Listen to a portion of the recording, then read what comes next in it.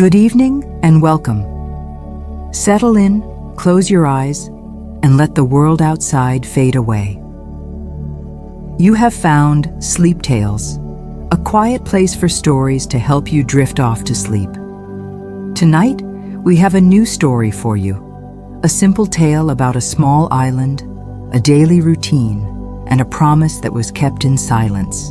Before we begin, if you enjoy these stories, please consider subscribing to the channel. It helps a great deal. You can also leave a like on this video and perhaps a comment to let us know where in the world you are listening from tonight. It is always nice to know where our stories are traveling. Now, let your breathing slow down. Let your body feel heavy and relaxed. The story is about to begin. Introduction. Leo was not sure how he had ended up here. The here was a small island called Port Blossom. It was a place of quiet roads and simple houses painted in pale colors. The island smelled of salt from the sea and pine from the thick woods. It was a place where time seemed to move more slowly. Leo had come to Port Blossom because he felt lost. In the city, life was loud and fast. It was a place of tall buildings and endless streets, of a million people moving in a million different directions. Leo had felt like a small boat in a great big ocean, pushed and pulled by currents he did not understand. He had finished his studies but felt no pull toward any particular future. His friends were starting careers, making plans, moving forward. Leo felt like he was standing still. The noise of the city felt like a constant question he could not answer. So he had looked for the quietest job in the quietest place he could find. The job was a mail carrier. The place was Port Blossom. He told himself it was just for a little while, a season, maybe a year, a time to think, a time to be quiet, a time to figure out which way his own boat was supposed to go. His mail truck was old and blue. The engine made a low, rumbling sound that quickly became the sound of his new life. Each morning, he would go to the small post office near the ferry dock. The postmaster, a round and friendly woman named Martha, would have the mail sorted for him in canvas bags. He would load the bags into the back of his truck, the letters and packages making soft, shuffling sounds. Then his day would begin. His route took him all around the small island. The island was not very big.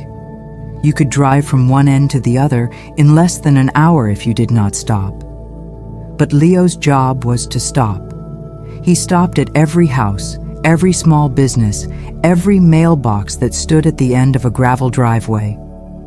He learned the shape of the island through his daily journey.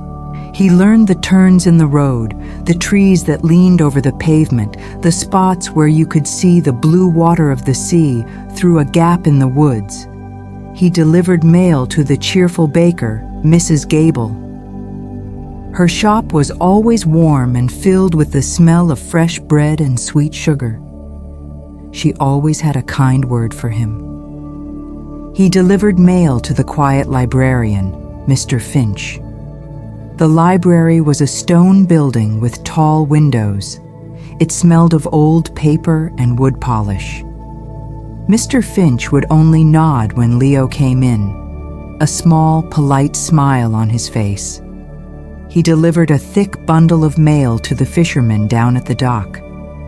They were loud and laughed a lot.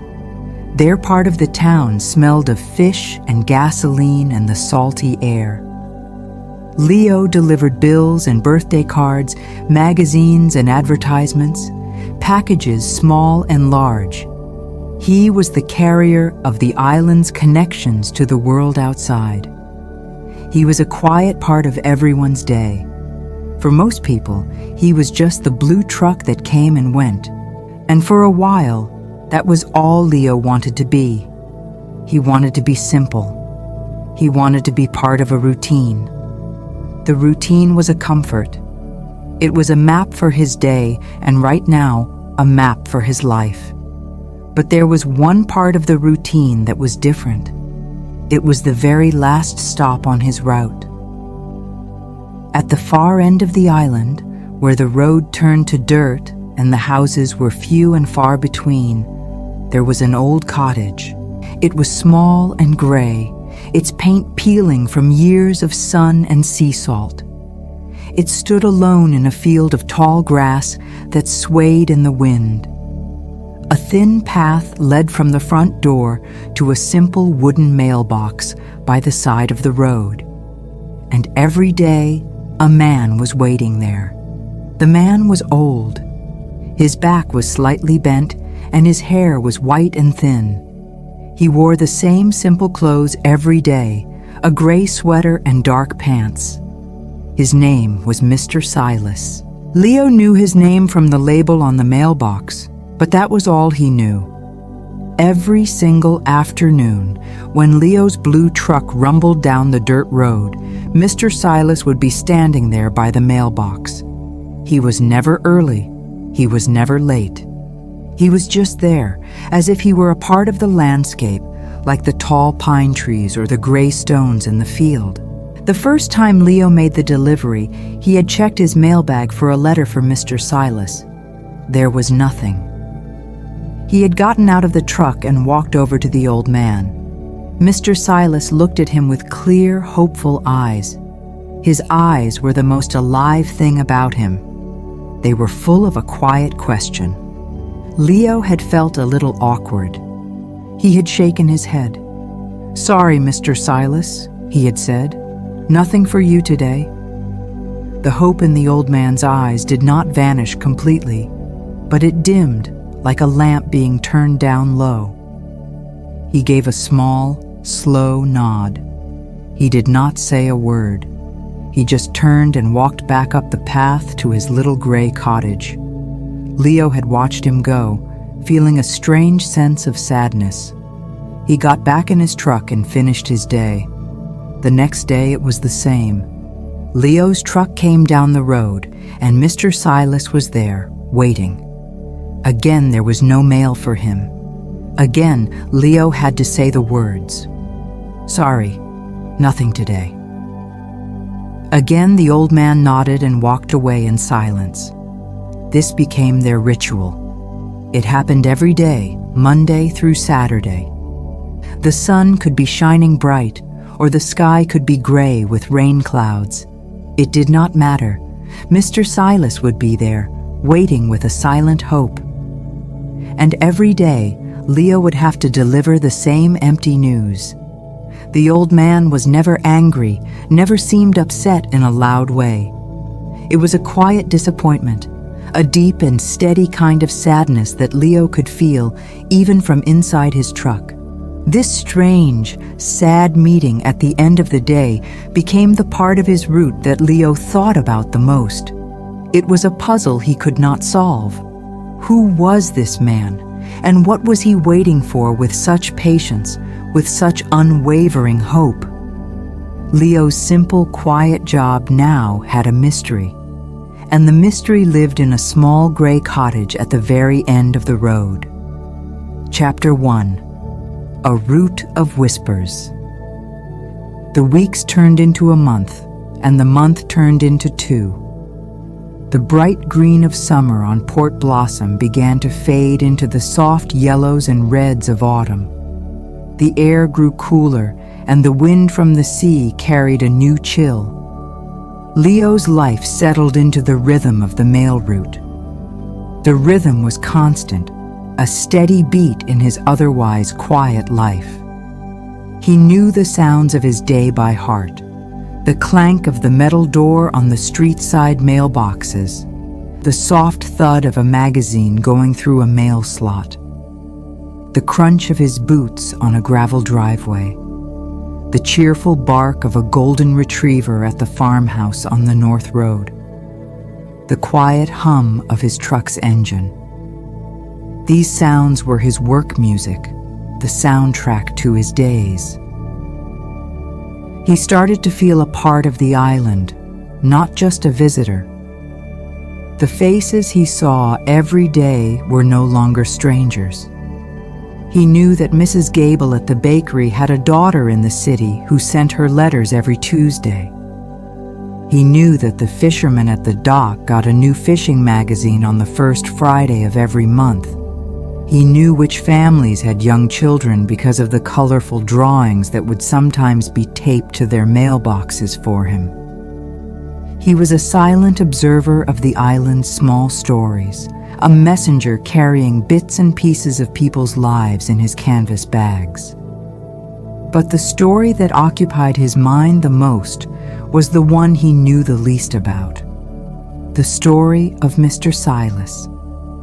The daily ritual at the end of the road did not change.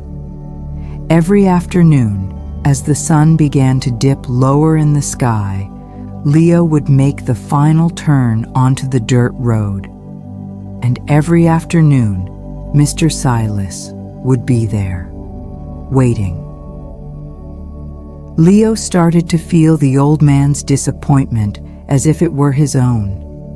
He would sort the mail in the morning with a small, secret hope.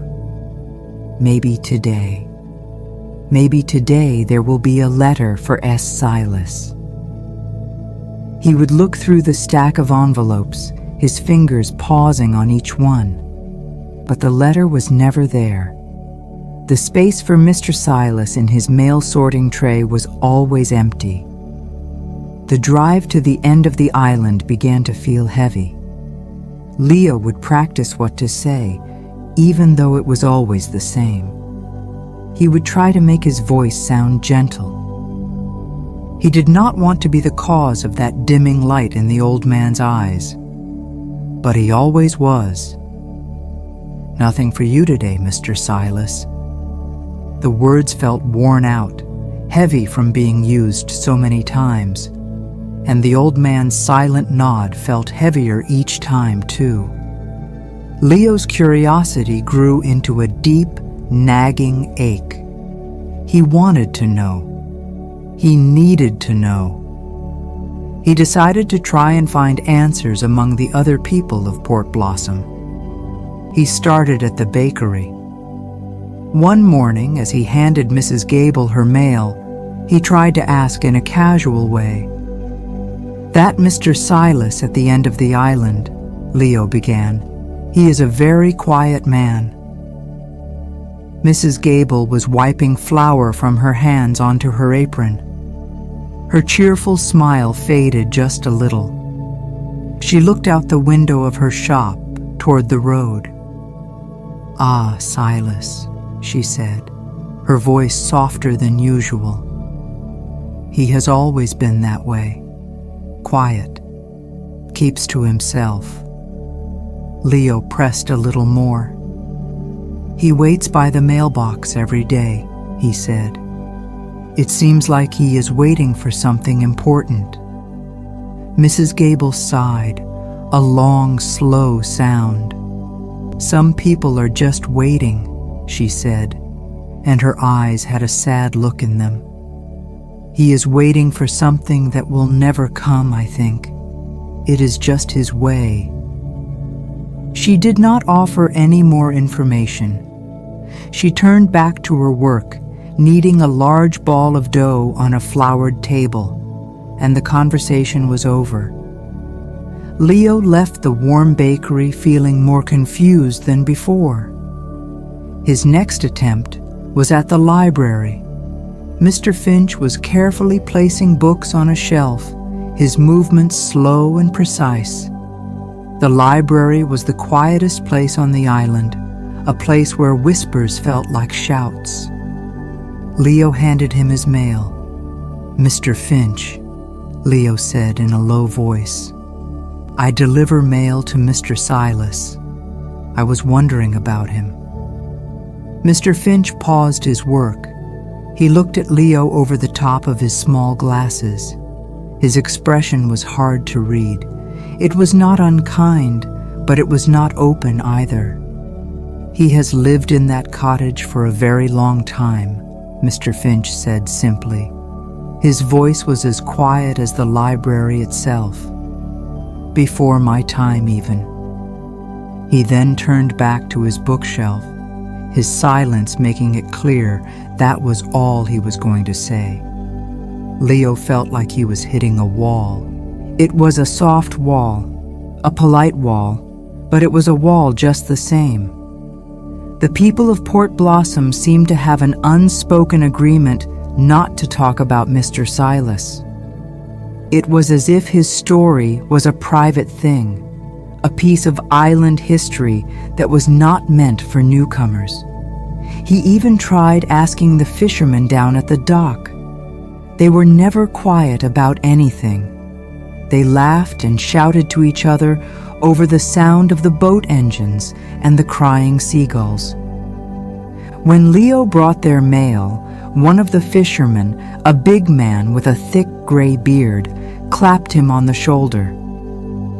"Here is the mailman," he boomed. Leo decided to take the chance. "I have a question for you," Leo said, raising his voice to be heard. "About old Mr. Silas." The fisherman's smile disappeared.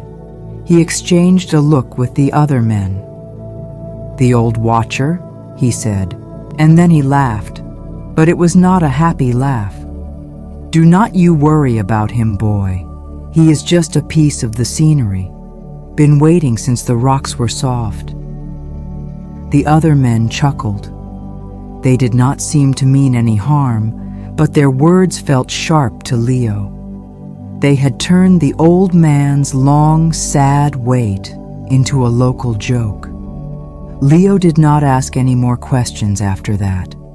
He realized that the whispers of the town would not give him the answers he was looking for. They only added more layers to the mystery, painting a picture of a man frozen in time, waiting for a ghost, a memory, something that the rest of the island had long since given up on. This wall of silence from the townspeople changed something in Leo. His simple pity for Mr. Silas began to transform into a feeling of protection. He felt a strange bond with the old man, even though they barely spoke. They were partners in their daily ritual of hope and disappointment. Leo started to feel personally responsible for the empty mailbox. It felt like a failure on his part. He started checking his mailbag twice, then 3 times, before he made the final turn onto the dirt road. He would pull his truck over and sift through every single letter, just in case one had stuck to another, just in case he had missed it. He never found anything. The empty feeling in his stomach would return, and he would have to drive the final stretch of road, knowing he had nothing to offer but the same sad words. He started to hate the end of his day. He started to hate his own voice saying, "Nothing for you today." He wished he could deliver something, anything, just to see the hope in Mr. Silas's eyes stay for a little while longer. A package, a magazine, even a piece of junk mail. But the old man received nothing at all. It was as if he did not exist to the outside world. As autumn deepened, the weather began to change. The days grew shorter, the skies often filled with heavy gray clouds that rolled in from the sea.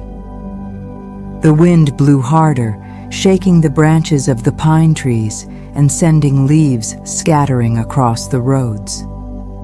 Leo had to wear a thick jacket in his truck, which was not heated very well. One afternoon, the sky turned a dark, angry color. The wind began to howl, a low, mournful sound that seemed to come from everywhere at once.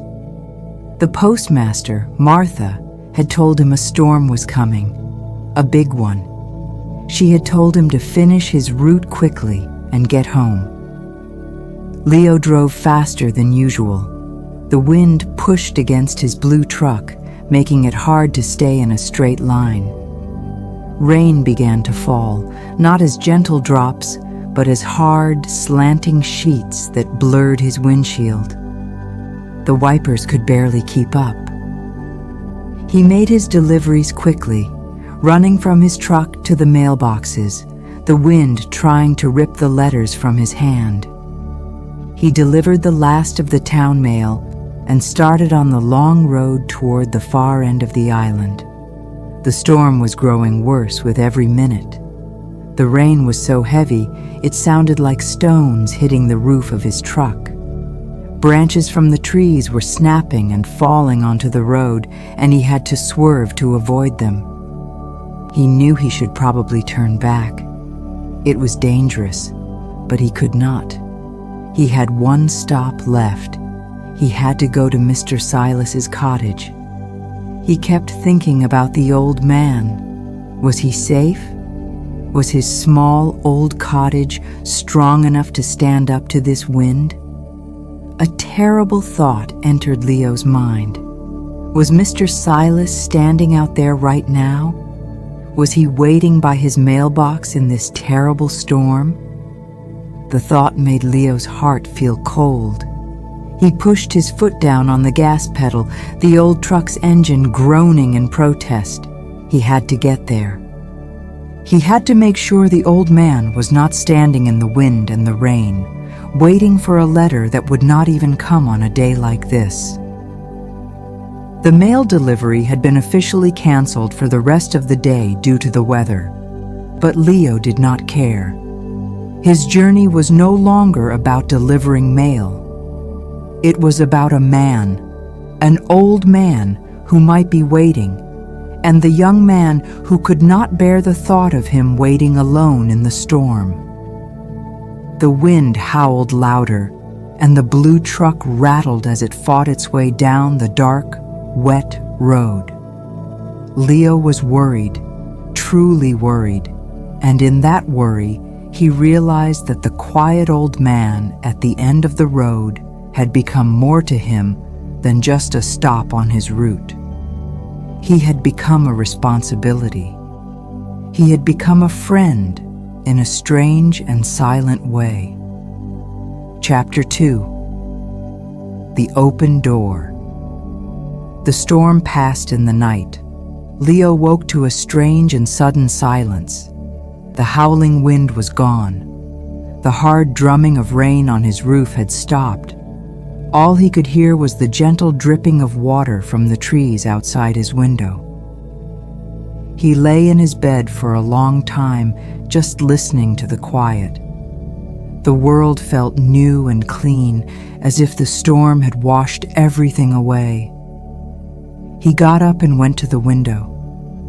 The sky was a pale, soft gray, but there were breaks in the clouds where a clean, bright blue was showing through. The sun was rising, and its light was a pale gold on the wet leaves of the trees. The ground was littered with small branches and clumps of leaves. A large puddle, like a small pond, had formed in the middle of the road. The air that came through the open window was cold and smelled of damp earth and wet pine needles. It was a clean smell, a new smell. His first thought was of Mr. Silas. The worry he had felt last night came back to him, a dull ache in his chest. He had driven almost to the end of the road before the conditions became too dangerous. A huge pine tree had fallen completely across the path, its thick trunk blocking his way. He could not get through. He had tried to call out, to honk his horn, but the sound was swallowed by the roar of the wind. He had been forced to turn back, his truck slipping in the thick mud. He had spent the rest of the night feeling helpless, picturing the old man alone in the storm. He hoped the cottage was strong. He hoped Mr. Silas had been safe inside, warm and dry.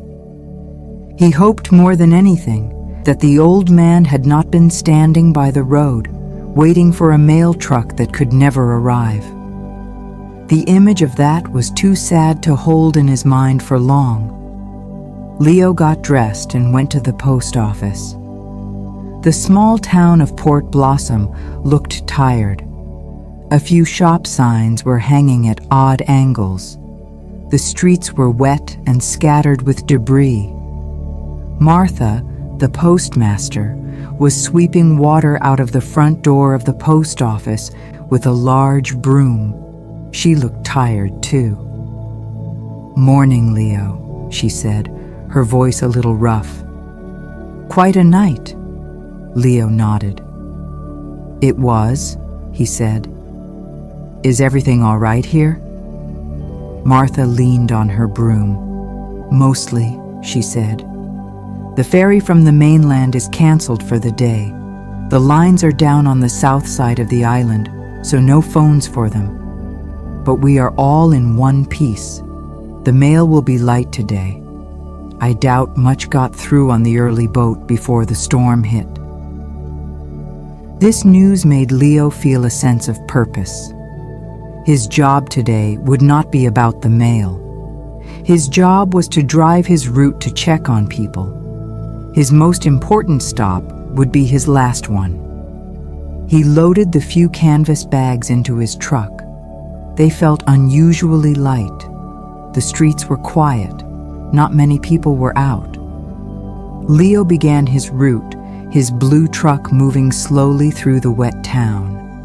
The damage from the storm was everywhere.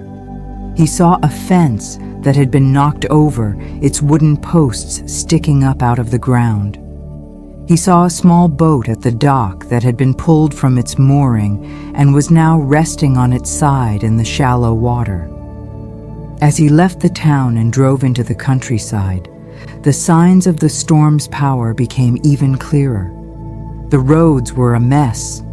He had to drive very carefully, weaving his truck around fallen branches and deep puddles. In some places, entire trees had been uprooted, their roots torn from the earth like giant tangled claws. The work was slow. He felt a growing impatience, a need to get to the end of his route. The normal sounds of his day were different. The world was dripping. Water dripped from every leaf, every power line, every rooftop. The sound was a constant, soft patter. His tires made a hissing sound on the wet pavement. He saw other islanders beginning the process of cleaning up. A farmer was using a chainsaw to cut a large, fallen limb that blocked his driveway. A woman was gathering scattered shingles from her lawn and putting them into a pile. People waved to him as he drove by. They were quiet waves, tired waves. Everyone had been through the same long, loud night. Leo waved back, but his mind was on the dirt road at the far end of the island. He worried about what he would find there. He worried that the old cottage, which looked so fragile, might not have survived the storm's fury. The journey felt longer than usual. Each delay, each branch he had to drag out of the way, made his anxiety grow. The sun was higher in the sky now, and bright patches of light were breaking through the clouds, making the wet world sparkle. It was a beautiful morning, in a wild, messy sort of way. But Leo could not appreciate the beauty. He could only think of the small gray house and the old man who lived inside it. Finally, he made the last turn. The paved road ended, and the dirt road began. It was worse than he had feared. The rain had turned the dirt into thick, slippery mud. The truck's wheels struggled to find a grip. The engine whined as Leo carefully guided the vehicle forward, his hands tight on the steering wheel. The truck slid from side to side, and he had to fight to keep it on the path. He passed the last of the other houses, and then there was only the open field and the woods ahead. Then he saw it. Through the trees, he he could see the roof of the cottage. It was still there. The chimney was still standing. A wave of relief washed over Leo, so strong it made him feel weak. He let out a breath he did not realize he had been holding. The house was safe. Mr. Silas was probably safe. He drove the last 100 yards, the truck groaning and slipping in the mud, and pulled up to the usual spot. He looked toward the cottage. The door was closed. There was no sign of Mr. Silas. Then Leo's eyes fell upon the mailbox. It was gone. Not just the box, but the entire post. He looked down and saw it lying on the ground, half submerged in a muddy puddle. The wooden post had snapped clean in two at its base. It looked like a small fallen soldier. The sight filled Leo with a fresh wave of sadness. The one place where Mr. Silas stood every day, the one object that held all his hope, was broken and lying in the dirt. Leo turned off the truck's engine. The silence that followed was broken only by the sound of a bird singing somewhere in the wet woods. He sat for a moment, just looking at the broken mailbox. It felt like a symbol of something more, a symbol of a hope that was finally broken. He knew he had no mail for Mr. Silas. He knew he could just leave, but he could not. He opened the door of his truck and stepped out. The mud was thick and wet, and it pulled at his boots as he walked over to the fallen post. He bent down and took hold of the wood. It was heavier than it looked, soaked through with rainwater. The wood at the base was dark and soft. It had been rotting for a long time, he realized. The storm had just been the final push that it needed to fall. He tried to lift it, to stand it back up, but the broken base was jagged and uneven. It would not stand. He knew it needed to be fixed properly. It was not his job. His job was to put letters in boxes, not to build them. But it felt like his job. It felt like the most important thing he could do today. He looked at the cottage. The windows were like dark, empty eyes. There was still no sign of life. He decided he would try to fix it himself. He went back to his truck. He kept a small toolbox under the passenger seat for emergencies. He found a hammer and a handful of long nails, but he knew he would need more. He would need a shovel to dig a new hole for the post, and maybe a piece of wood to brace the broken part. He stood there for a moment, unsure of what to do next. Then he heard a sound. It was the quiet creak of a door opening. He looked up. The front door of the gray cottage was open, and Mr. Silas was standing there. He was wearing his usual gray sweater.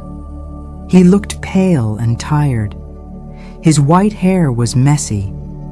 He stood in the doorway for a long moment, just looking at Leo. He looked at the broken mailbox in the mud, and then back at Leo, who was holding a hammer. For the first time, Leo saw something in the old man's eyes, besides hope or disappointment. He saw surprise. Mr. Silas slowly walked down the thin path from his cottage. His steps were slow and careful on the wet ground. He did not say a word as he approached. He stopped a few feet from Leo and looked down at the broken post. He touched the splintered wood with the toe of his shoe. Leo felt like he should say something. "The storm," he said, and his voice sounded loud in the quiet air. "It must have knocked it over." Mr. Silas looked up from the post and met Leo's eyes. He gave a small, slow nod. He seemed about to turn and go back inside, back into his silent world. But then he stopped. He looked at the hammer in Leo's hand. He looked at Leo's muddy boots. He seemed to understand something.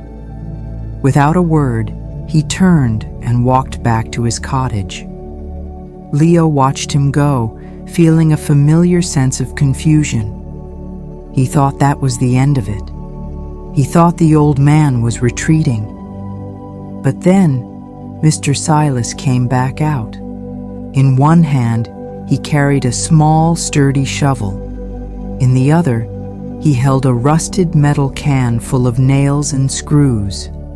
He walked back to Leo and held out the shovel. It was a silent offering. It was an invitation. Leo took the shovel.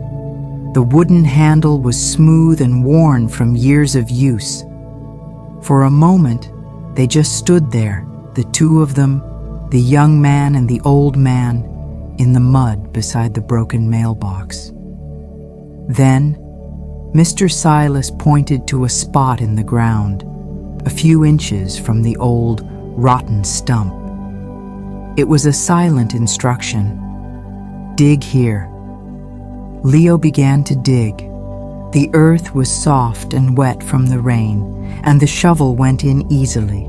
He dug a new hole, deep and narrow. Mr. Silas watched him, his expression calm and focused.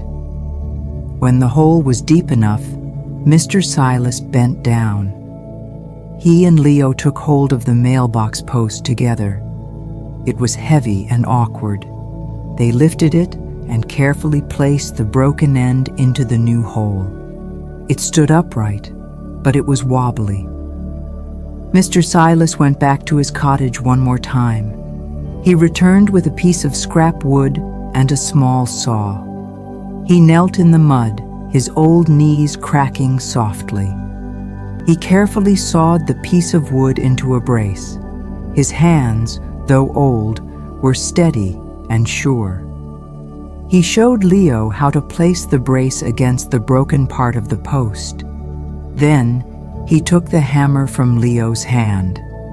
He took a long nail from the can and held it in place. He began to hammer. The sound of the hammer hitting the nail was sharp and clear in the quiet morning. Bang, bang, bang. It was a sound of purpose, a sound of fixing something that was broken. Leo held the post steady while Mr. Silas hammered in more nails, securing the brace. They worked in silence, a team of two. They did not need words. They understood the task. They were building something together. They were fixing the place where their strange daily ritual happened. They were mending their own small corner of the world. After 10 minutes of work, it was done. The mailbox was standing again. It was not perfectly straight. It leaned a little to one side. But it was strong. It was sturdy. Leo pushed against it gently, and it did not move. He and Mr. Silas both stepped back to look at their work. A feeling of quiet pride settled over Leo. They had done it. They had fixed it. Mr. Silas looked at the mailbox for a long time. He ran his hand over the new wooden brace. Then he looked at Leo. For the first time since Leo had met him, a small, faint smile appeared on the old man's lips. It was a tiny smile, but it changed his whole face. It made him look younger. It made him look less sad. Leo felt it was time to go. He had finished his work. He was about to get back in his truck to say his usual line, though it felt different today. But before he could speak, Mr. Silas spoke. His voice was quiet and raspy, like the sound of dry leaves skittering across pavement. It was a voice that was not used to talking very much. "Thank you," he said. The two words were simple, but they held a great deal of meaning. Then he said something else, something that surprised Leo completely. "Would you like something warm to drink?" Leo was so surprised he did not answer right away. He had never imagined being invited inside the gray cottage. It was a place of mystery, a private world. To be invited in felt like a huge step, a crossing of a line he did not even know was there. "Yes," Leo said, his own voice sounding a little strange to him. "Yes, I would like that very much." Mr. Silas nodded and turned to walk up the path to his front door. Leo followed him. He felt a little nervous, like he was about to enter a secret place. He wiped his muddy boots on the patch of grass by the doorstep. Mr. Silas held the door open for him. Leo stepped inside. The air in the cottage was cool and still. It smelled of old wood, dust, and something else, a faint, clean smell like dried lavender. The inside of the house was very simple and very clean. There was a small living area with a wooden table and 2 straight-backed chairs. A small sofa with a neatly folded blanket on it sat against one wall. The wooden floors were bare and swept clean. Everything in the room seemed to have its own specific place. It was the home of a man who lived a life of routine and order. The light inside was dim. It came from 2 small windows that looked out onto the field. Dust motes danced in the beams of sunlight that cut through the gloom. The cottage felt like a place where time had stopped. The furniture was old, from another era. There was no television, no radio that he could see. Just a small bookshelf filled with old leather-bound books. It was a world away from the noise and clutter of Leo's old life in the city. Mr. Silas went to a small kitchen area in the corner of the room. It had a small stove, a sink, and a few wooden cabinets. He began to prepare 2 mugs of tea, his movements slow and deliberate. Leo stood awkwardly in the middle of the small room. He felt like a giant in the tiny space. He did not want to touch anything. He did not want to disturb the perfect stillness of the cottage. His eyes moved around the room, taking in the small details. He saw a collection of smooth, gray stones arranged in a neat line on one of the windowsills. He saw a framed map of the island hanging on one wall, the paper yellowed with age. He saw a pair of old binoculars sitting on the bookshelf. This was the home of a man who watched, who waited. And then, his eyes fell upon the painting. It was hanging on the wall above the small sofa. It was the only object in the room that was full of bright, vibrant color. It was a portrait of a woman. She was young, maybe Leo's age. She had long, dark hair that fell over her shoulders. She was smiling, a wide, joyful smile that made her eyes sparkle. She was holding a dark wooden guitar, her fingers resting on the strings as if she had just finished playing a song. The background of the painting was a blur of bright lights, like the lights of a stage. The painting was full of life, of energy, of music. It was so different from the quiet, gray stillness of the cottage. It was like a sudden, loud chord of music in a silent room. Leo could not take his eyes off it. The woman in the painting was so alive. He felt as if he could hear her laugh. Mr. Silas returned from the kitchen area. He was holding 2 steaming mugs. He saw Leo looking at the painting. He stopped and followed Leo's gaze. He looked at the painting with an expression Leo had never seen on his face before. It was a look of deep love and of a sadness so profound it seemed to fill the entire cottage. They stood there in silence for a long moment, the old man and the young man, looking at the painting of the smiling woman with the guitar. The only sound was the quiet hiss of the steam rising from the mugs. Finally, Mr. Silas spoke. His voice was a near whisper, filled with a 50-year-old ache. "That was Eleanor," he said. The name hung in the quiet air of the room, full of stories that had not yet been told. Chapter 3: The Story of Eleanor. Mr. Silas placed the 2 warm mugs on the small wooden table. He motioned for Leo to sit in one of the straight-back chairs. Leo sat down, his body feeling stiff and out of place. Mr. Silas sat in the other chair, his movements slow and measured. He did not drink his tea right away.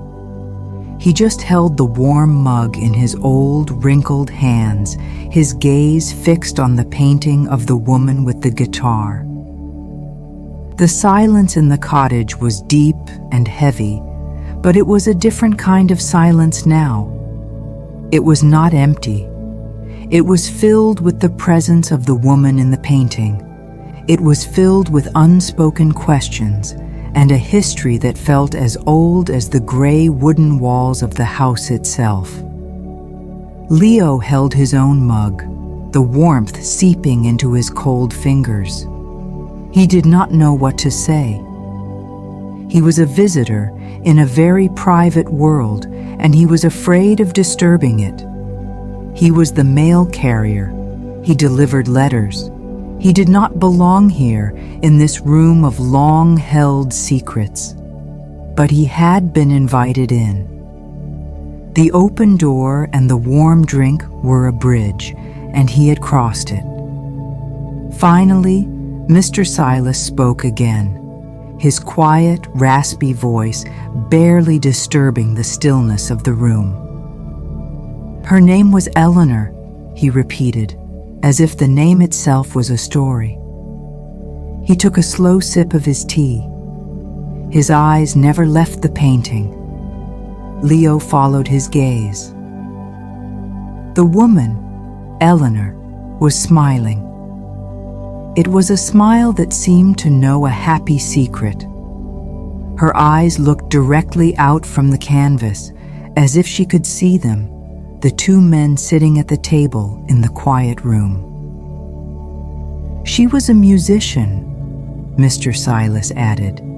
He said the word musician with a kind of reverence, as if it were a title, like a queen or a saint. Leo could almost imagine the sound of her music just by looking at her. He could imagine her fingers moving on the strings of the guitar, her voice filling a room with sound and life. The painting was like a window into another world, a world of color and song that had somehow been trapped inside this small, silent cottage. The contrast was overwhelming. Everything in Mr. Silas's home was muted and calm. The gray walls, the plain wooden furniture, the neat and orderly way everything was arranged. It was a life lived in shades of gray and brown. But the painting was a riot of color. The bright lights behind Eleanor, the deep red of her dress, the warm glow of her skin. It was a splash of vibrant, defiant life in a place that seemed to have forgotten what that was. Leo understood then that the painting was not just a decoration. It was the heart of the house. It was the center of Mr. Silas's world. It was the reason he waited by the mailbox every single day. He was not just waiting for a letter. He was waiting for a piece of that color, that music, to come back into his life. They finished their tea in silence. It was not an awkward silence anymore. It was a shared silence, a moment of quiet understanding. When Leo stood up to leave, Mr. Silas walked him to the door. "Thank you," Leo said, "for the tea." Mr. Silas just nodded, but his eyes were different now. They were not just filled with a vague hope. There was a flicker of something else in them, a connection. Leo got into his blue truck and drove away, but the image of the painting and the sound of the name, Eleanor, stayed with him all the way back to town. The next day, Leo's route felt different. The familiar roads and houses seemed less important. The whole journey was now just a long path leading to its final, most important stop. He sorted the mail in the morning, his hands moving automatically, but his mind was on the gray cottage. He held out a small, foolish hope that today a letter would appear. A letter with old, faded ink addressed to Mr. Silas. But there was nothing. The mailbag for the end of the route was empty, as always. When he finally made the turn onto the muddy dirt road, his heart beat a little faster. He did not know what to expect. Would their strange new connection be gone? Would the old man be back to his silent waiting by the road? When he pulled up, he saw that Mr. Silas was not at the mailbox. The newly fixed post stood alone, leaning slightly, a testament to their shared work the day before. For a moment, Leo felt a pang of disappointment. Then, the door of the cottage opened, and Mr. Silas came out. He did not walk to the mailbox. He just stood on his small porch, waiting. A new routine had begun. Leo got out of his truck. He walked over to the mailbox, opened the small metal door, and looked inside, just to be sure. It was empty. He closed it with a soft click. "Nothing today, Mr. Silas," he said. The word sounded less like an apology now, and more like a simple statement of fact. Mr. Silas nodded. He did not seem as disappointed. It was as if the act of waiting was no longer the only thing they shared. He walked down the path to meet Leo. The air was cool and clean.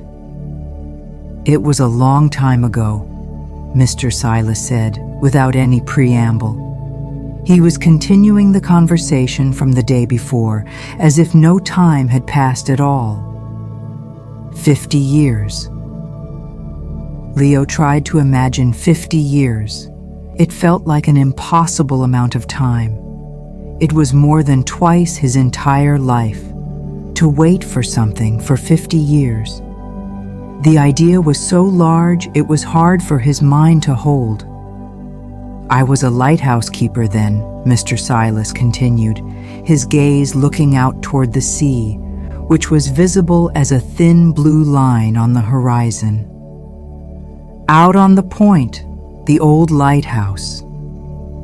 Leo knew the lighthouse. It was a tall white stone tower that stood on the farthest tip of the island. It was no longer in use. A new automated light on a metal frame did its job now. The old lighthouse was just a landmark, a beautiful, lonely shape against the sky. People would take pictures of it. But Leo had never thought about the person who had once lived there. A person who had kept the light burning through storms and dark nights. He tried to picture a young Mr. Silas, a man with a strong back and steady hands, climbing the winding stairs of the tower. A man living a life of solitude. His only companions, the sea and the sky. It was a strange and romantic image, so different from the frail old man who stood before him now. The lighthouse was a place of great responsibility. Ships and sailors depended on that light. It was a job for someone patient, someone reliable, someone who knew how to be alone. Leo was beginning to understand Mr. Silas a little better. His whole life had been about watching and waiting. In the days that followed, the story of Eleanor unfolded, piece by slow piece. Leo would finish his route and drive to the cottage. Sometimes Mr. Silas would invite him in for tea. Other times, they would just stand outside by the leaning mailbox and talk. Mr. Silas spoke of the summer he met her. He described it as the only summer of his life that had truly been in color. Before her, his days had been a cycle of quiet duties: winding the lamp mechanism, cleaning the giant glass lens, polishing the brass, watching the weather, recording the passing ships in a logbook. His life was a neat series of tasks, performed in the same order day after day, in the quiet solitude of the lighthouse. It was a peaceful life, a good life, he said. But he had not known it was a gray life until Eleanor arrived. She had come to the island with a group of friends, young people from the city looking for a quiet place to spend the summer. They had rented a small house on the other side of the island. But Eleanor, he said, was not like the others. She was drawn to the wilder parts of Port Blossom. She was drawn to the sea. He had seen her for the first time on the rocky beach below the lighthouse.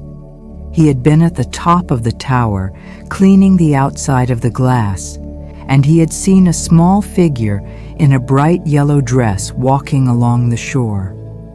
She was the only spot of bright color in a landscape of gray rocks and blue water. He had watched her for a long time. She was not just walking. She was exploring. She picked up interesting shells and pieces of sea glass. She climbed on the big rocks, letting the sea spray mist her face. She seemed perfectly at home, perfectly fearless. He told Leo about the day they finally met. He had been walking back from the town with his supplies when he saw her sitting on the stone wall that marked the path to the lighthouse. She had her guitar with her. She was not playing it. She was just holding it, looking out at the sea. He had been a shy young man. He had almost walked past her without a word, but she had spoken first. She had asked him if he was the lighthouse keeper. She had told him she thought it was the most romantic job in the world. He had been embarrassed and had told her it was mostly just cleaning. But she had smiled, that same bright, joyful smile from the painting, and the shyness had melted away. They had talked for an hour. She had told him about her dream. She wanted to be a singer. She wrote her own songs. She wanted to travel the world and play her music for thousands of people. Her dream was as big and as loud as his life was small and quiet. That summer, he said, the lighthouse was no longer a place of solitude. It became their place. She would visit him almost every day. She would bring him fresh bread from the bakery in town. He would show her how the lighthouse worked. He took her to the very top, to the lamp room. He told her how the giant lens was made of hundreds of pieces of glass, all perfectly arranged to make a single, powerful beam of light. She had been amazed by it. She had said that his job was to make one great light, and her job was to make many small songs, but that maybe they were doing the same thing. They were both trying to make a little bit of light in the dark. Leo could almost see them, the young keeper and the young musician, standing at the top of the world, with the whole island and the endless sea spread out below them. Mr. Silas spoke of their days together. The memories were so clear in his mind, even after 50 years, that it was as if they had happened yesterday. He described long walks on the beach, searching for perfectly smooth stones for her collection. He told Leo about the day he had shown her a hidden cove where the seals would come to rest on the rocks. They had sat for hours, hidden behind a large boulder, just watching them. She had been so quiet, so full of wonder. She had whispered to him that the world was full of secret, beautiful things, if you only knew where to look. He spoke of the evenings, as the sun began to set, painting the sky with colors of orange and pink and purple. She would sit on the stone wall with her guitar and play for him. She would sing her songs. Her voice, he said, was not loud, but it was clear and true. Her songs were about the sea, about the moon, about the feeling of being young and full of hope. He was her only audience. He would sit and listen, and he felt like the luckiest man in the world. Her music had filled the empty spaces in his quiet life, spaces he had not even known were there. He remembered one night in particular, a warm, clear night when the moon was full and the stars were so bright they looked like spilled diamonds on black velvet. They had climbed to the top of the lighthouse. The lamp was off for maintenance that night. It was just the two of them, in the dark and the quiet. She had not brought her guitar. They had just stood there, looking at the sky. The moonlight made a silver path on the dark water of the sea. She had told him that she felt like they were on a ship, sailing through a sea of stars. He had felt it too. In that moment, the stone lighthouse did not feel like it was attached to the land. It felt like it was floating. He had felt a sense of peace so deep and so perfect that he had wished that moment could last forever. He had been a quiet man, a man of few words, but on that night he had told her he was in love with her, and she had told him she was in love with him too. Leo listened to all of this, completely captivated. He felt like he was living in the memories with Mr. Silas. He could feel the warmth of that summer sun. He could hear the sound of Eleanor's music. He could see the stars from the top of the lighthouse. The story was so beautiful, so perfect. It was like a story from a book. But he knew it did not have a happy ending. He knew that the story ended with 50 years of silent waiting. The days grew shorter.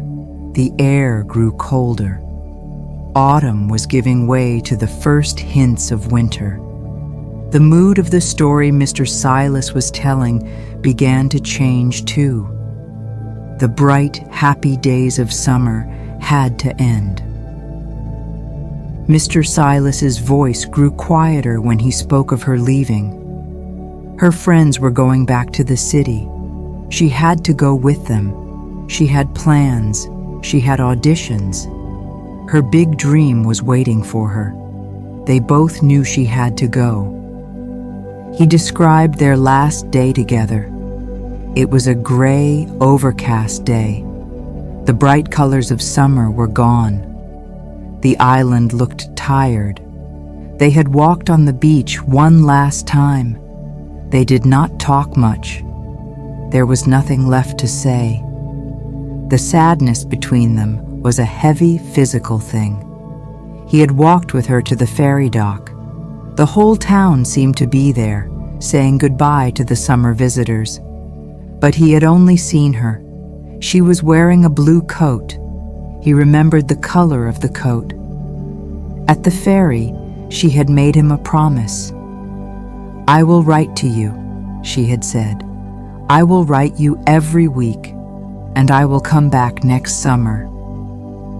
He had believed her. He had held on to those words like a lifeline. He had watched her walk up the ramp onto the big boat. She had turned and waved to him from the deck. He had watched as the ferry pulled away from the dock, growing smaller and smaller until it was just a white speck on the gray water. And then it was gone. The island felt instantly quiet. The music was gone. The color was gone. He had walked back to his lighthouse, and the solitude he had once found peaceful now felt like a crushing, empty loneliness. Now came the hardest part of the story, the part Leo had been waiting for and dreading at the same time. Mr. Silas told him about the waiting. After she left, his life went back to its old routine, cleaning the lens, winding the clockwork. But everything was different. The routine felt empty. Every day, he would walk to the post office in town. He would ask if there was a letter for him. For weeks, the answer was no. The hope he felt each morning would turn into a familiar disappointment by the afternoon. He began to fear that she had forgotten him, that their summer had just been a dream. And then, one day, it came. A single, thin envelope. Her handwriting was on the front. He remembered how his hands had been shaking so much he could barely open it. He had read the letter 100 times. It was a beautiful letter. She wrote about the city, how loud and busy it was. She wrote that she missed the quiet of the island. She missed the sound of the sea. She missed him. She said she was working hard on her music and that she had an important audition coming up. The letter was full of hope and love. At the end, she had written, "Write back soon. I am waiting for your letter." He had written back that very same day. He was not a man of fancy words. He did not know how to write beautiful letters like she did. But he had poured his heart onto the page. He told her how much he missed her. He told her that the lighthouse was just a building without her. He told her he was counting the days until next summer. He told her he loved her. He put the letter in an envelope, wrote her address on the front, and put a stamp on it.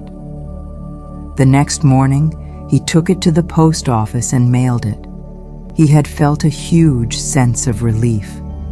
He had sent his love out into the world.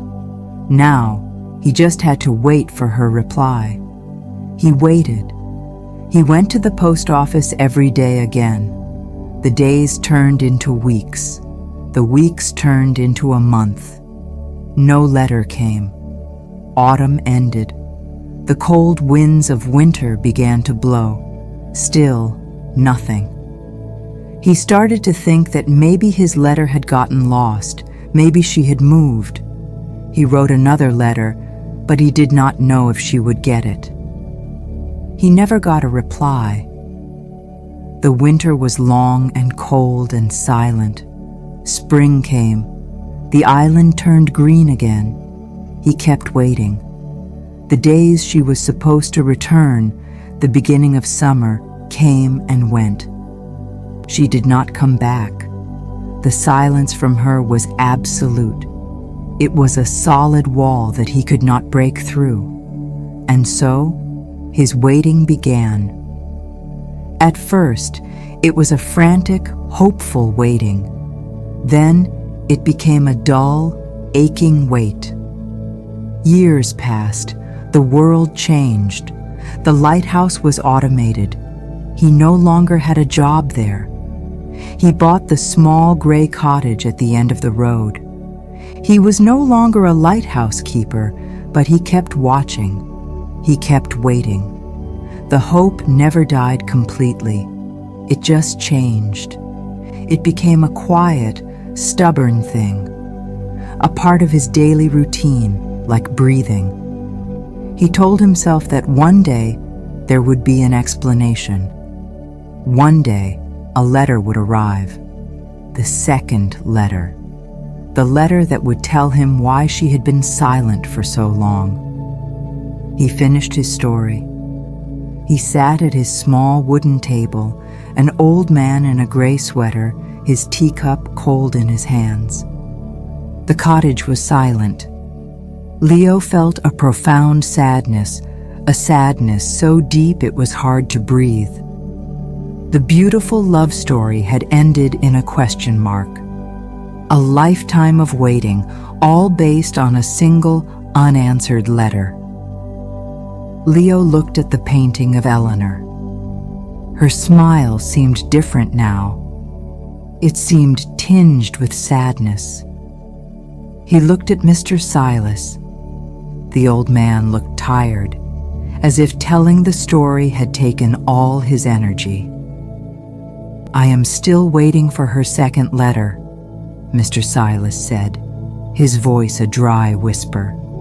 "I have been waiting for 50 years. The words hung in the air, a statement of a love so powerful and a life so patient that it was almost impossible for Leo to comprehend.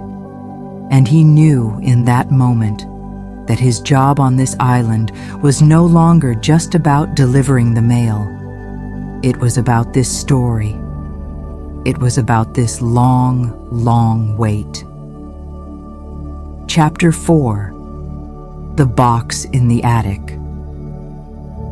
The story settled into Leo's mind and stayed there. It was like a stone dropped into a quiet pond, its ripples spreading out and touching everything. His daily route, once a simple series of tasks, now felt like a journey through the past. When he drove past the old lighthouse on the point, he no longer saw just a stone tower. He saw a young Mr. Silas climbing the stairs. He saw Eleanor with her guitar, her music carried on the sea breeze. The whole island felt different, infused with the bittersweet story of a summer from 50 years ago. The empty mailbox at the end of his route was no longer just a sign of daily disappointment. It was a monument to a love that had refused to fade, a promise that had been kept by one person for a lifetime. He felt the weight of those 50 years every time he drove down the dirt road. The knowledge of Mr. Silas's long, quiet vigil made his own small feelings of being lost and directionless seem insignificant. Here was a man who had chosen a single direction, a single hope, and had followed it without deviation for half a century. As autumn gave way to the deep cold of winter, a change came over the island. The sky was often a low, heavy sheet of gray. The trees were bare, their black branches like stark drawings against the pale sky. A damp chill seemed to seep into everything. The sea itself looked colder, its surface a dark, churning gray-green. The wind was a constant presence, a mournful sound that swept across the fields and through the pine woods. And with the change in the season, a change came over Mr. Silas. He began to look more frail. The cold seemed to settle deep in his old bones. He developed a cough. At first it was just a small, dry sound, but as the days grew shorter and colder, the cough became deeper, more persistent. A rattling sound that worried Leo. Mr. Silas started to look tired, his eyes holding a new weariness that had not been there before. He still came to the door each day to meet Leo, but his movements were slower, more deliberate. The small spark of connection that had grown between them was now tinged with Leo's growing concern. One afternoon, Leo arrived to find that the door to the cottage was closed. Mr. Silas was not on the porch. He was not waiting. This was the first time this had ever happened since their new routine had begun. A cold knot of fear tightened in Leo's stomach. He walked up the path and knocked on the wooden door. The sound was loud in the quiet air. He waited. There was no answer. He knocked again, harder this time. "Mr. Silas?" he called out, his voice sounding thin against the wind. He heard a faint sound from inside, a weak voice. "Come in," it said. Leo turned the old brass knob and pushed the door open. The air inside the cottage was cold, colder than it should have been. The fire in the small stove was not lit. Mr. Silas was not in the main room. Leo saw him through the open doorway to the small bedroom. He was lying in bed, covered with a thick pile of blankets. Only his head, with its thin white hair, was visible. Leo stepped inside, closing the door behind him to keep out the wind. "Are you all right?" he asked, walking to the bedroom doorway. Mr. Silas turned his head slowly on the pillow. His face was pale, and his skin looked thin and papery. There were dark circles under his eyes. "Just a cold," he whispered, his voice hoarse. "It has settled in my chest." His words were followed by a deep, rattling cough that shook his whole body. Leo could see that it was more than just a cold. The old man was truly ill. The cottage felt wrong.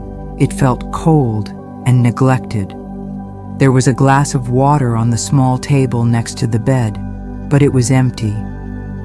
Leo's feeling of concern turned into a clear sense of responsibility.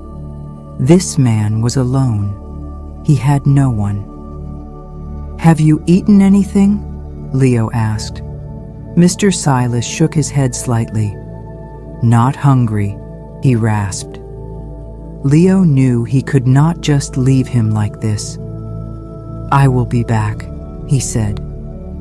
He finished the last few stops on his route in a blur, his mind racing.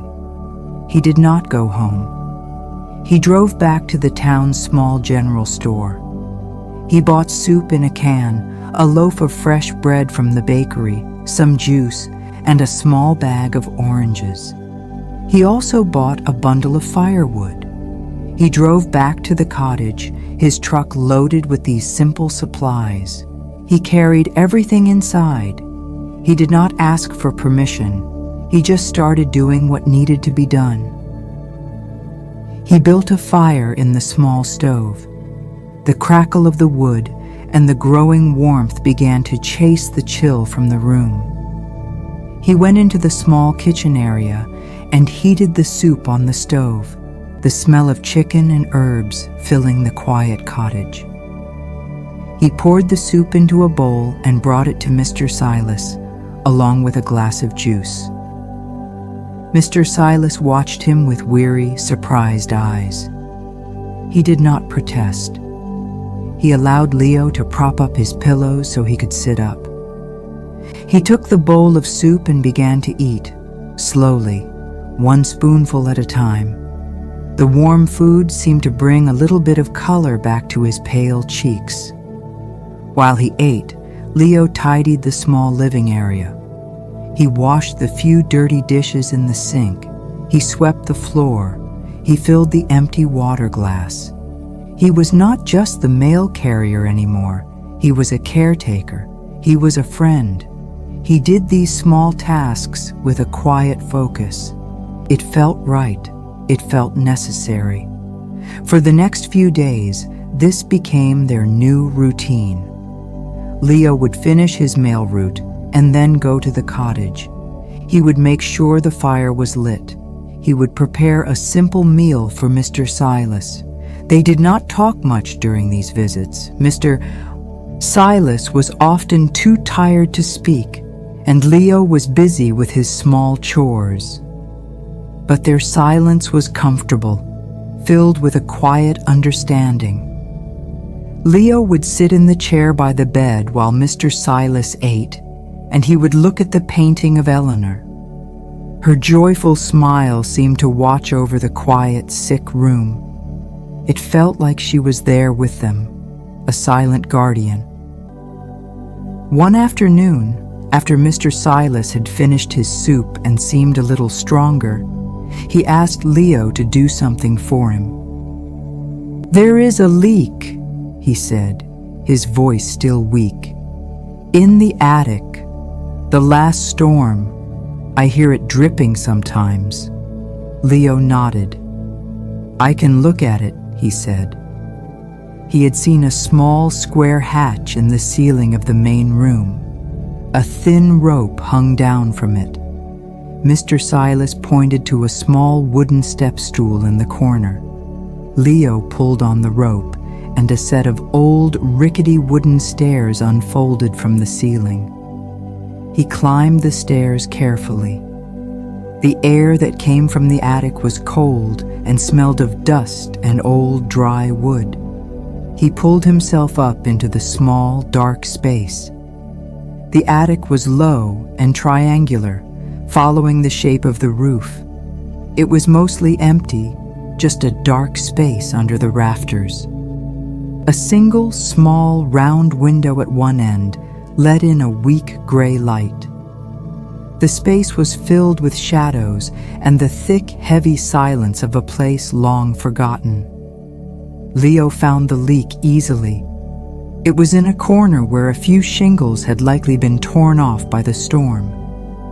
A slow, steady drip of water was falling from the roof boards onto the attic floor, creating a small, dark puddle. It was not a serious leak yet, but it needed to be fixed.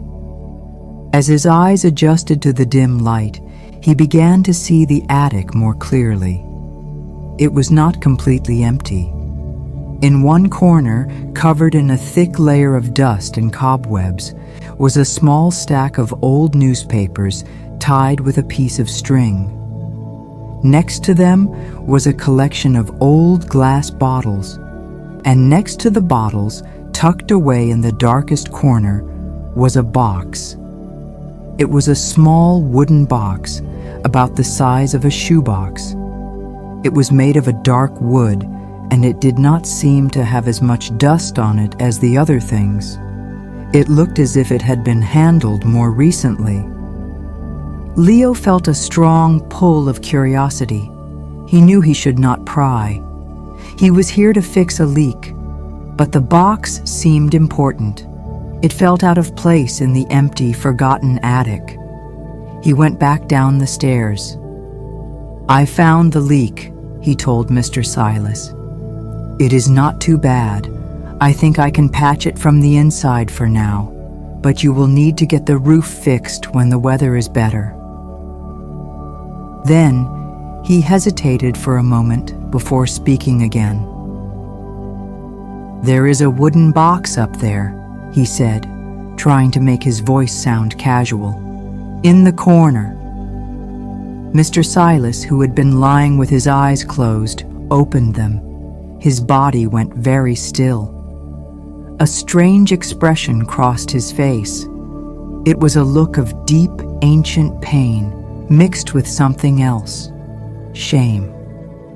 It was a look of such profound sadness that Leo immediately wished he had not mentioned the box.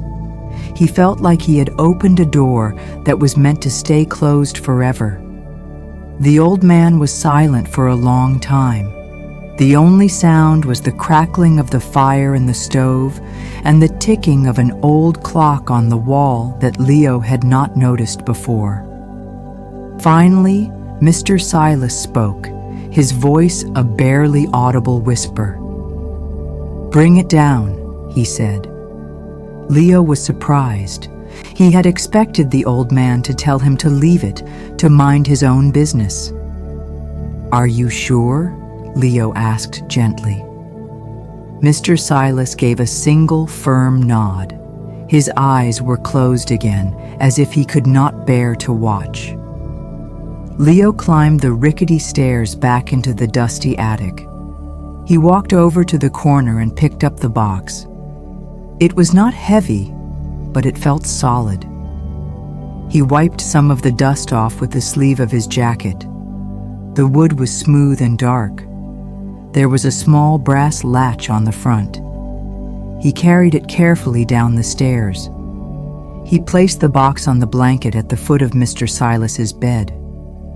Mr. Silas opened his eyes and looked at the box. He did not move. He just stared at it, as if it were a dangerous animal.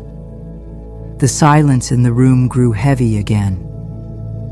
Leo did not know what was in the box, but he knew it held the key to the part of the story Mr. Silas had not told him. It held the secret of the 50 years of silence. "You can open it," Mr. Silas said. His voice was flat, without any emotion. Leo looked at him, then at the box. He felt like he was intruding on something incredibly private, but he also felt that Mr. Silas needed him to do this, that the old man could not do it himself. Leo reached out a hand that was not quite steady and lifted the small brass latch. It made a soft clicking sound. He lifted the lid of the box. He looked inside. His breath caught in his throat. The box was full of letters. It was packed to the very top with envelopes. They were old, the paper yellowed and brittle with age. They were all addressed in the same neat, careful handwriting. Leo picked one up. He looked at the address. The letter was addressed to Eleanor. He looked at the name of the city, a place far away on the mainland. He looked at the corner of the envelope. There was a stamp, an old stamp with a picture of a president from a long time ago.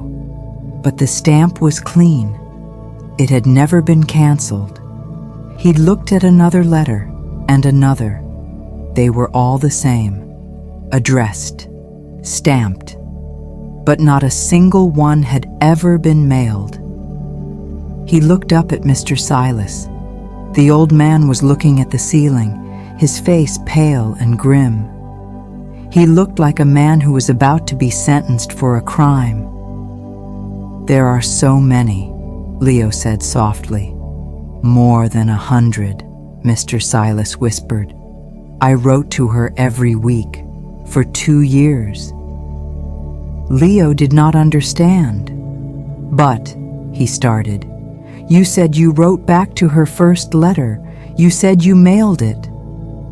A single tear escaped from the corner of Mr. Silas's eye and traced a slow path through the wrinkles on his cheek. "I did," he said. "I mailed the first one. And then I waited." The silence was so loud, so complete. I thought she hated my letter. I thought I had said something wrong. I thought she had found someone else in the city, and our summer was just a silly memory to her. He paused, taking a ragged breath. The pain of that silence. It was too much. I could not bear the thought of sending another letter and having it met with more silence. The rejection, it would have broken me. And then he confessed his great 50-year-old secret, the shame he had carried alone in his quiet cottage for all those years. "So I kept writing to her," he said, his voice cracking. "I told her everything. I told her about my days, about the storms, about the town. I told her I still loved her. I wrote every single letter. I put it in an envelope. I put a stamp on it. And then I would bring it up to the attic. I told myself it was safer that way. If I did not send it, she could not reject it. If the letter was safe in the box, then the hope was still safe too. I was so afraid. I was a coward. The confession filled the small room, a sad and terrible truth that had been hidden away for decades. Leo finally understood. Mr. Silas had not just been waiting for a letter from her. He had been trapped by his own fear. He had built a prison for himself, and this box of unsent letters was the proof of it. He had chosen the silence. He had chosen to wait for a sign from her, a sign that it was safe to reach out. But he had never given her a sign himself. Their love story had not been ended by a lost letter or a change of heart. It had been ended by fear. Leo looked down at the box of letters. It was not just a box of paper. It was a box of lost time, a box of unspoken words, a box of a life that could have been. He felt a wave of profound, crushing sadness for the young lighthouse keeper who had been too afraid to mail his heart.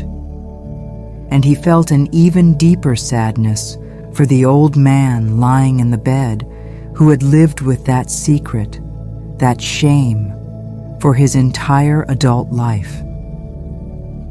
He reached into the box and carefully took out one of the letters. The paper felt fragile in his hands. He could feel the weight of the words inside, the love and the loneliness that had been sealed away in this attic for so long. He looked at the address.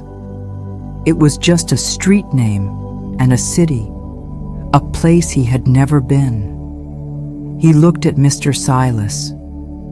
The old man had turned his face away, toward the wall. He was crying silently, his shoulders shaking under the heavy blankets. In that moment, something shifted inside Leo. The feeling of being lost, the feeling of not having a direction, it all fell away. A purpose, clear and bright and undeniable, rose up in its place.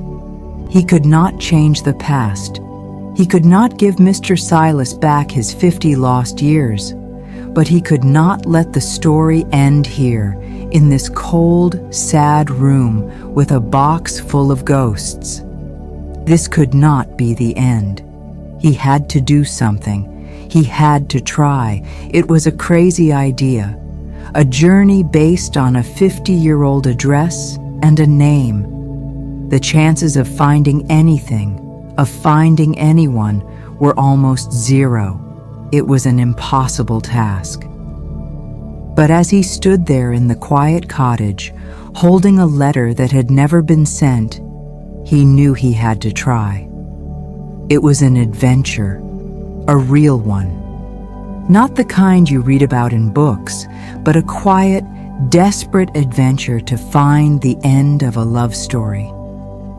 He carefully placed the letter he was holding into the pocket of his jacket. It felt warm against his chest. He had a mission now. He was no longer just the mail carrier for Port Blossom. He was the carrier of a single, very old, very important letter, and he would deliver it, no matter what. Chapter 5. The Journey to the City. The single unsent letter in Leo's jacket pocket felt like a warm, heavy stone. It was a tangible piece of the past, a silent testament to a life lived in waiting. He knew what he had to do. The decision had formed in his mind with a sudden and absolute clarity, like a beam of light cutting through a fog. He could not leave the story as it was. He could not allow Mr. Silas's life to end in a quiet room filled with the regret of unspoken words. The sadness of it was too immense, a weight that Leo felt he now had to help carry. It was more than just a story he had been told. It had become a part of him. The following morning, he went to the post office earlier than usual. The winter sun was just beginning to rise, casting a weak, watery light over the sleeping town. He found Martha, the postmaster, sorting the early mail that had come in on the first ferry. He stood awkwardly in the doorway for a moment before speaking. He needed to ask for time off, something he had never done before. He explained that he had a personal matter to attend to on the mainland. He did not give any details. He just said it was important and that he needed a few days. Martha was a kind and observant woman. She had noticed the change in Leo over the past few months. She had seen how he had started spending extra time at the end of his route, how he had been buying groceries that were not for himself.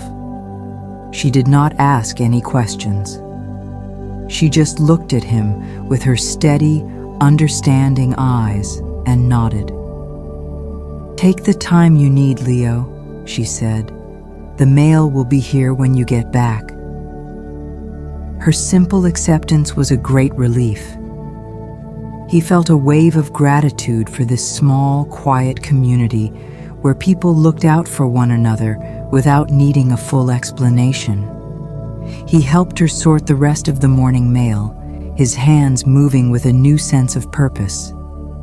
Then, instead of loading the mail bags into his blue truck, he walked down to the ferry dock. He bought a single one-way ticket to the city.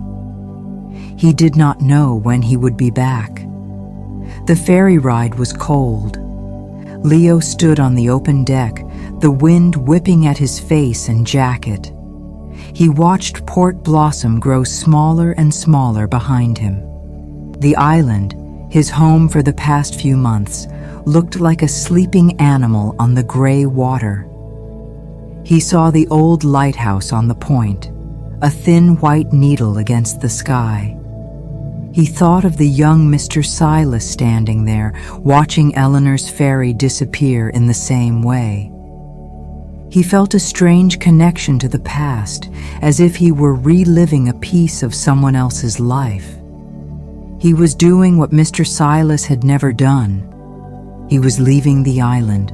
He was crossing the water. He was going to find her. The city, when he arrived, was a shock to his system.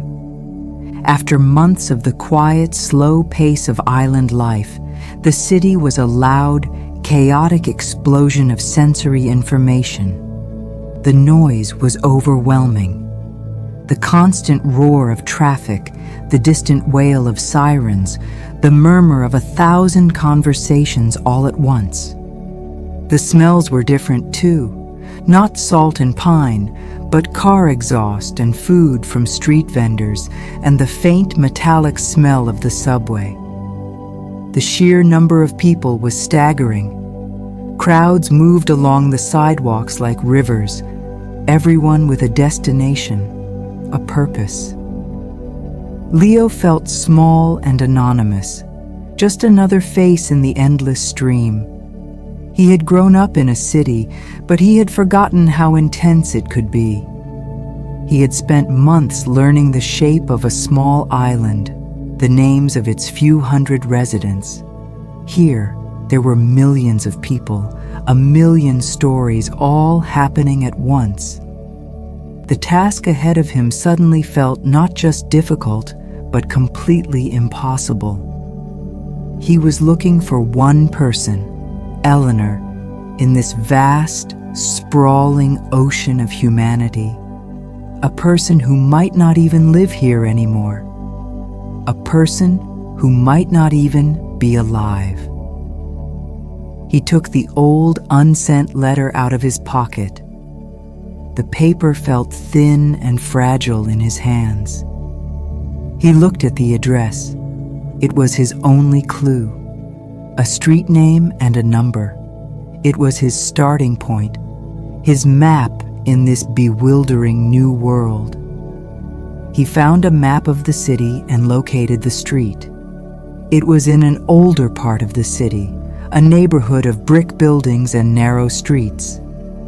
He took a bus, the vehicle lurching and hissing through the dense traffic. He looked out the window at the endless rows of buildings, the blur of faces on the sidewalk. He felt a growing sense of doubt. What was he even doing? This was a fool's errand, a romantic but ultimately useless gesture. He was a mail carrier, not a detective. He was chasing a ghost from a 50-year-old story. But then he would think of Mr. Silas, lying in his bed in the quiet, cold cottage. He would think of the box of unsent letters in the attic. And he knew he could not turn back. He had to see this through to the end, whatever that end might be. He had to try. He got off the bus and walked the last few blocks. The neighborhood was quieter here than in the city center. The buildings were old and had a certain charm, with decorative iron fire escapes and large windows. He found the street. He walked along, his eyes scanning the numbers on the buildings. And then he found it, the address from the letter. He stopped and stared. It was not a residential building. It was not an apartment house where a young musician might have lived. It was a coffee shop, a modern, trendy coffee shop with a bright, colorful sign and large glass windows. Young people sat inside, typing on laptops and talking on their phones. The smell of roasted coffee beans and steamed milk filled the air. Leo's heart sank. This was a dead end. Of course it was a dead end. 50 years was a lifetime. Buildings change, neighborhoods change. The world moves on. He had been a fool to think it would be so easy. He stood on the sidewalk for a long time, just looking at the coffee shop. People bumped past him, hurrying on their way. He felt lost again, just as he had before he had come to the island. The city was a place of dead ends and closed doors. He felt a powerful urge to just give up, to take the next ferry back to Port Blossom and tell Mr. Silas that he had tried, but it was impossible. But the weight of the letter in his pocket was still there. He could not give up yet. He had to try something else. He went inside the coffee shop. The warmth and the loud chatter of the customers felt strange after the cold quiet of the street. He went to the counter. A young woman with bright pink hair and a friendly smile asked him what he wanted. He did not want coffee. He wanted information. He felt awkward, unsure how to even begin his strange request. "I have a strange question," he said, and the words came out in a rush. "I am looking for information about this building, from a long time ago, about 50 years ago." The young woman's friendly smile turned into a look of confusion. "50 years?" she said. "I have only worked here for 6 months. I have no idea." She turned to an older man who was working at the espresso machine. "Hey, Mark," she said. "This guy wants to know about the building 50 years ago." The man, Mark, who looked to be in his 40s, shrugged. "It has been a coffee shop for at least 10 years, he said. "Before that, I think it was a bookstore. Before that, who knows?" It was another dead end. Leo thanked them and turned to leave, the feeling of failure settling heavily in his stomach. But as he reached the door, the man, Mark, called out to him. "Wait," he said. "If you want to know about old buildings in this neighborhood, you should talk to Mr. Chen at the laundromat down the street. He has been here forever. He knows everything." A small flicker of hope ignited in Leo's chest. It was a thin thread, but it was something. He thanked the man again, this time with real gratitude, and left the coffee shop. He found the laundromat a few doors down. It was an old, narrow shop with a faded sign and a row of humming washing machines visible through the window. Inside, an elderly Chinese man was sitting on a stool, carefully folding a stack of clean towels. He had a kind, wrinkled face and wore small, round glasses. This must be Mr. Chen. Leo approached him cautiously. He explained his situation, feeling foolish as he did so. He told him he was looking for a woman named Eleanor, who had lived at the address of the coffee shop 50 years ago. Mr. Chen listened patiently, his hands never stopping their work of folding. When Leo was finished, the old man paused. He looked up at the ceiling for a moment, his eyes distant, as if searching through a vast library of memories in his mind. 50 years, Mr. Chen said, his voice soft and accented. "Yes, I remember. That building. It was not a shop then. It was apartments, small apartments for young people, artists, musicians, very noisy." Leo's heart began to beat faster. This was it. This was the first real clue. "Do you remember a woman named Eleanor?" Leo asked, trying to keep the excitement out of his voice. "A musician? With a guitar?" Mr. Chen's eyes narrowed slightly in concentration. "Eleanor," he repeated the name slowly. "Long dark hair? Big smile?" Leo's hope surged. "Yes," he said, nodding eagerly. "That is her." Mr. Chen gave a slow, sad smile. "Ah, yes, the singer. Very sweet girl, very talented. She lived upstairs. I remember her music. She would practice in her room, and you could hear it all the way down the street. Beautiful voice." He had found her. Or at least, he had found a memory of her. He had confirmed that she had been here. It was a small victory, but it felt enormous. "Do you know what happened to her?" Leo asked. "Do you know where she went?" Mr. Chen's sad smile deepened. "That was a long time ago," he said. "People come and go in the city, especially young people with big dreams. She was here for maybe 2 years. Then she was gone. I think she moved to another part of the city, a place with more music clubs. I do not know where." The thread had gone cold again, but it had not broken. He knew she had stayed in the city.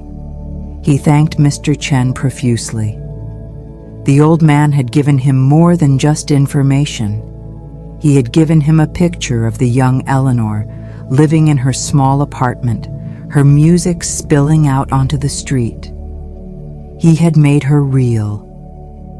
As Leo was leaving, Mr. Chen called out one last thing. If you are looking for old records of people, the city archives are a good place to start, or the public library. They keep old city directories. You can look up names and addresses from the old days. This was his next step, a new direction.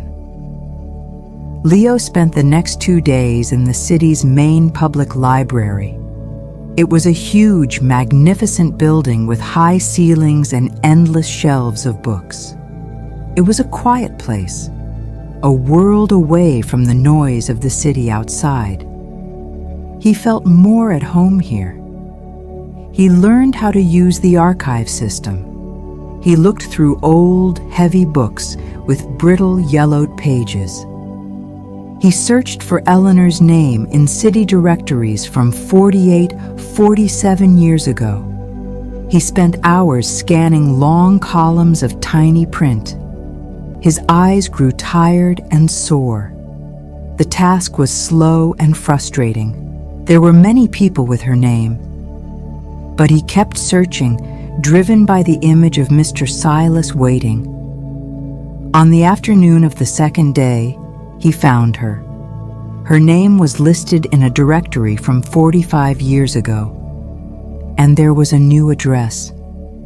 It was in a different neighborhood, a part of the city known for its theaters and music venues. He felt a jolt of triumph. He had found her trail again. He wrote down the address and left the library, blinking in the bright afternoon sun. He took the subway to the new neighborhood. It was a livelier area with colorful murals on the walls and music drifting out of open doorways.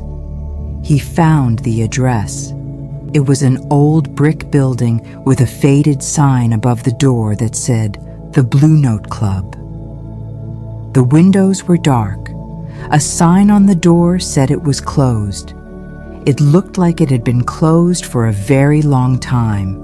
The paint was peeling, and the brass on the door handle was green with age. It was another dead end. The trail had gone cold again, this time at the door of a forgotten music club. He felt a wave of despair. He had come so far, only to be stopped by a locked door and a faded sign. He sat down on the steps of the club, feeling utterly defeated. The city was a labyrinth, and he was lost in it. He had been so focused on the search, on the next clue, that he had not stopped to think. He had not eaten much. He had not slept well. He was tired, so very tired. He put his head in his hands, the noise of the city fading into a dull roar in his ears. He had failed. He sat there for what felt like a long time. The sun began to set, and the streetlights flickered on. He was about to give up, to find a place to stay for the night, and then take the ferry home in the morning. He had done his best. He could tell Mr. Silas that. But as he stood up, he noticed a small shop across the street. It was a music shop. The sign was old and hand-painted. It said, "Melody Records." The window was crammed with old vinyl records, dusty guitars, and faded posters of musicians he had never heard of. It looked like a place that belonged to the past. It looked like a place that might hold an answer. He had nothing to lose. He crossed the street and went inside. A small bell on the door tinkled softly. The shop was small and cluttered, packed from floor to ceiling with records. It smelled of old paper and dust and something sweet, like old wood. It was a quiet, peaceful place, a time capsule from another era. An old man with a long white beard and kind eyes looked up from behind a counter. "Can I help you?" he asked, his voice gentle. Leo did not know what to say. His quest felt so strange, so personal, but he had come this far. He described the woman he was looking for. He told the shop owner her name was Eleanor. He told him she was a singer, that she had played at the Blue Note Club across the street a long, long time ago. The old man listened intently, stroking his long beard. When Leo finished, the shop owner's eyes lit up with a spark of recognition. "Eleanor," he said, a nostalgic smile spreading across his face. "Of course, I remember her. A wonderful talent. She used to come in here all the time. She had a voice like a bird, but she was not a star. She was too gentle for that world. She played for the love of the music, not for the fame." He had found her again. He had found someone who knew her, who remembered her music. The old man saw the desperate hope in Leo's eyes.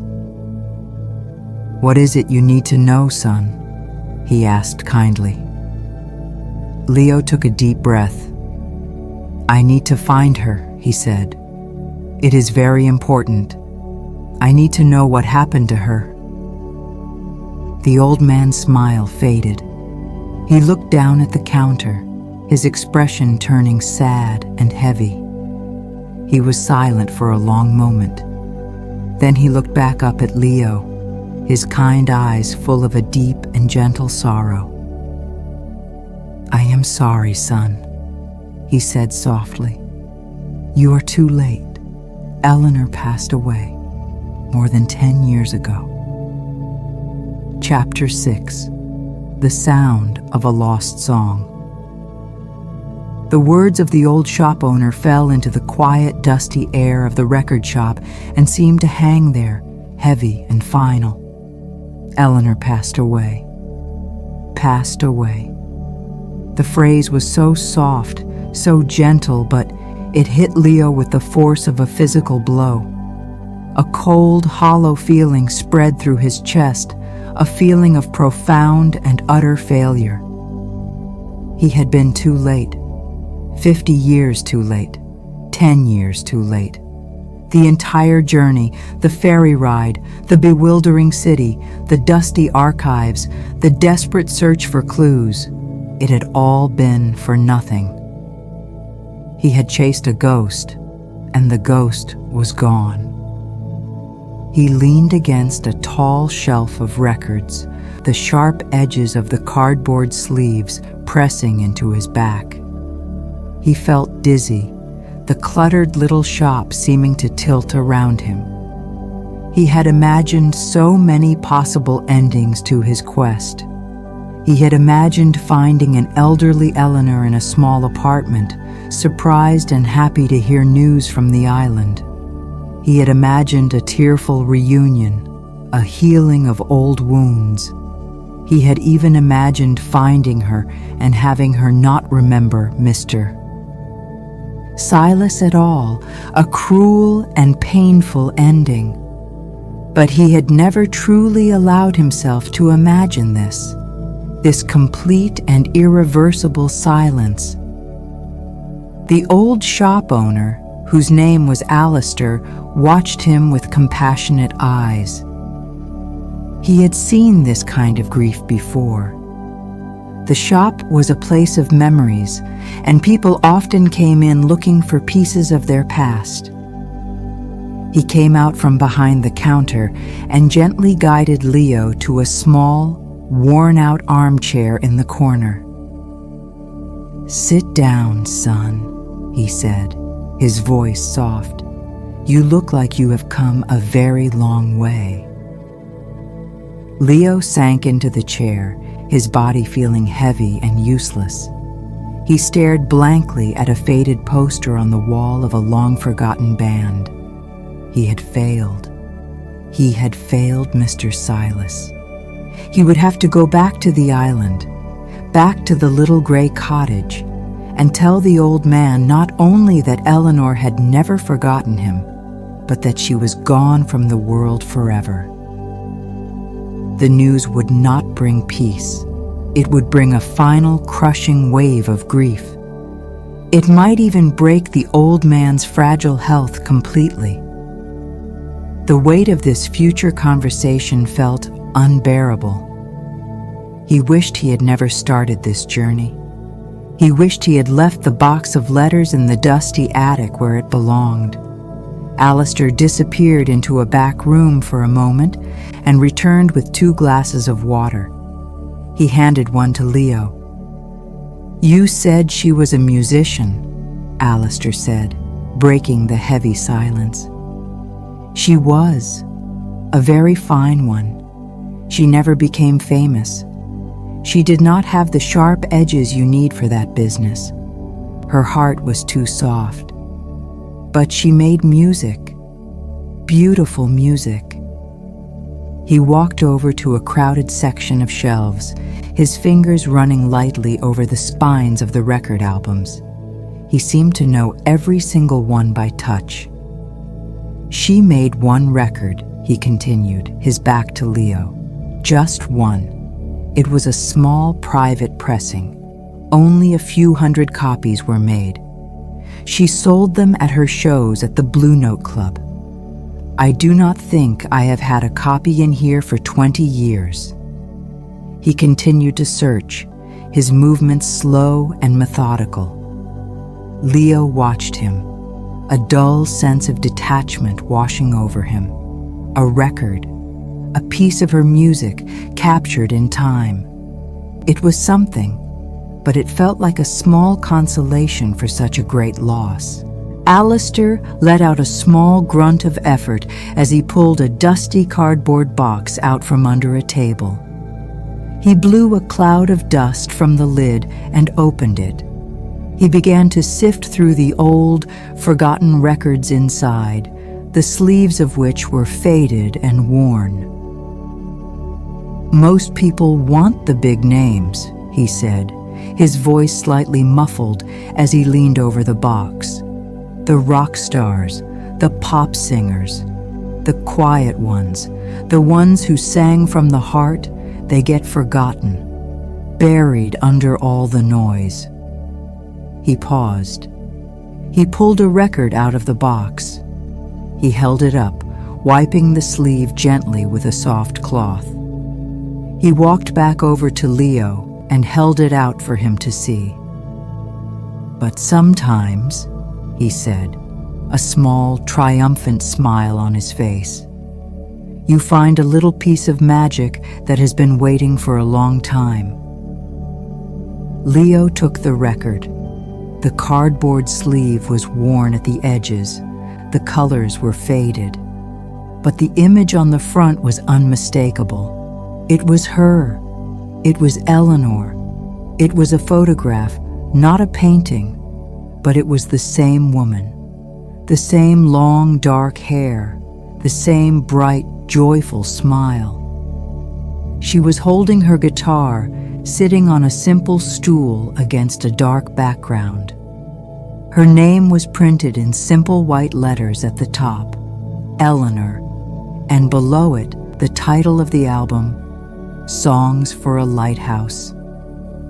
Leo's breath caught in his throat. Songs for a Lighthouse. He turned the record over.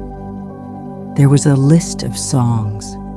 Titles like The Seal Cove, Silver Path on the Water, Summer's Last Wave, The Keeper of the Light. It was all there. The entire summer, their summer, captured in a list of song titles.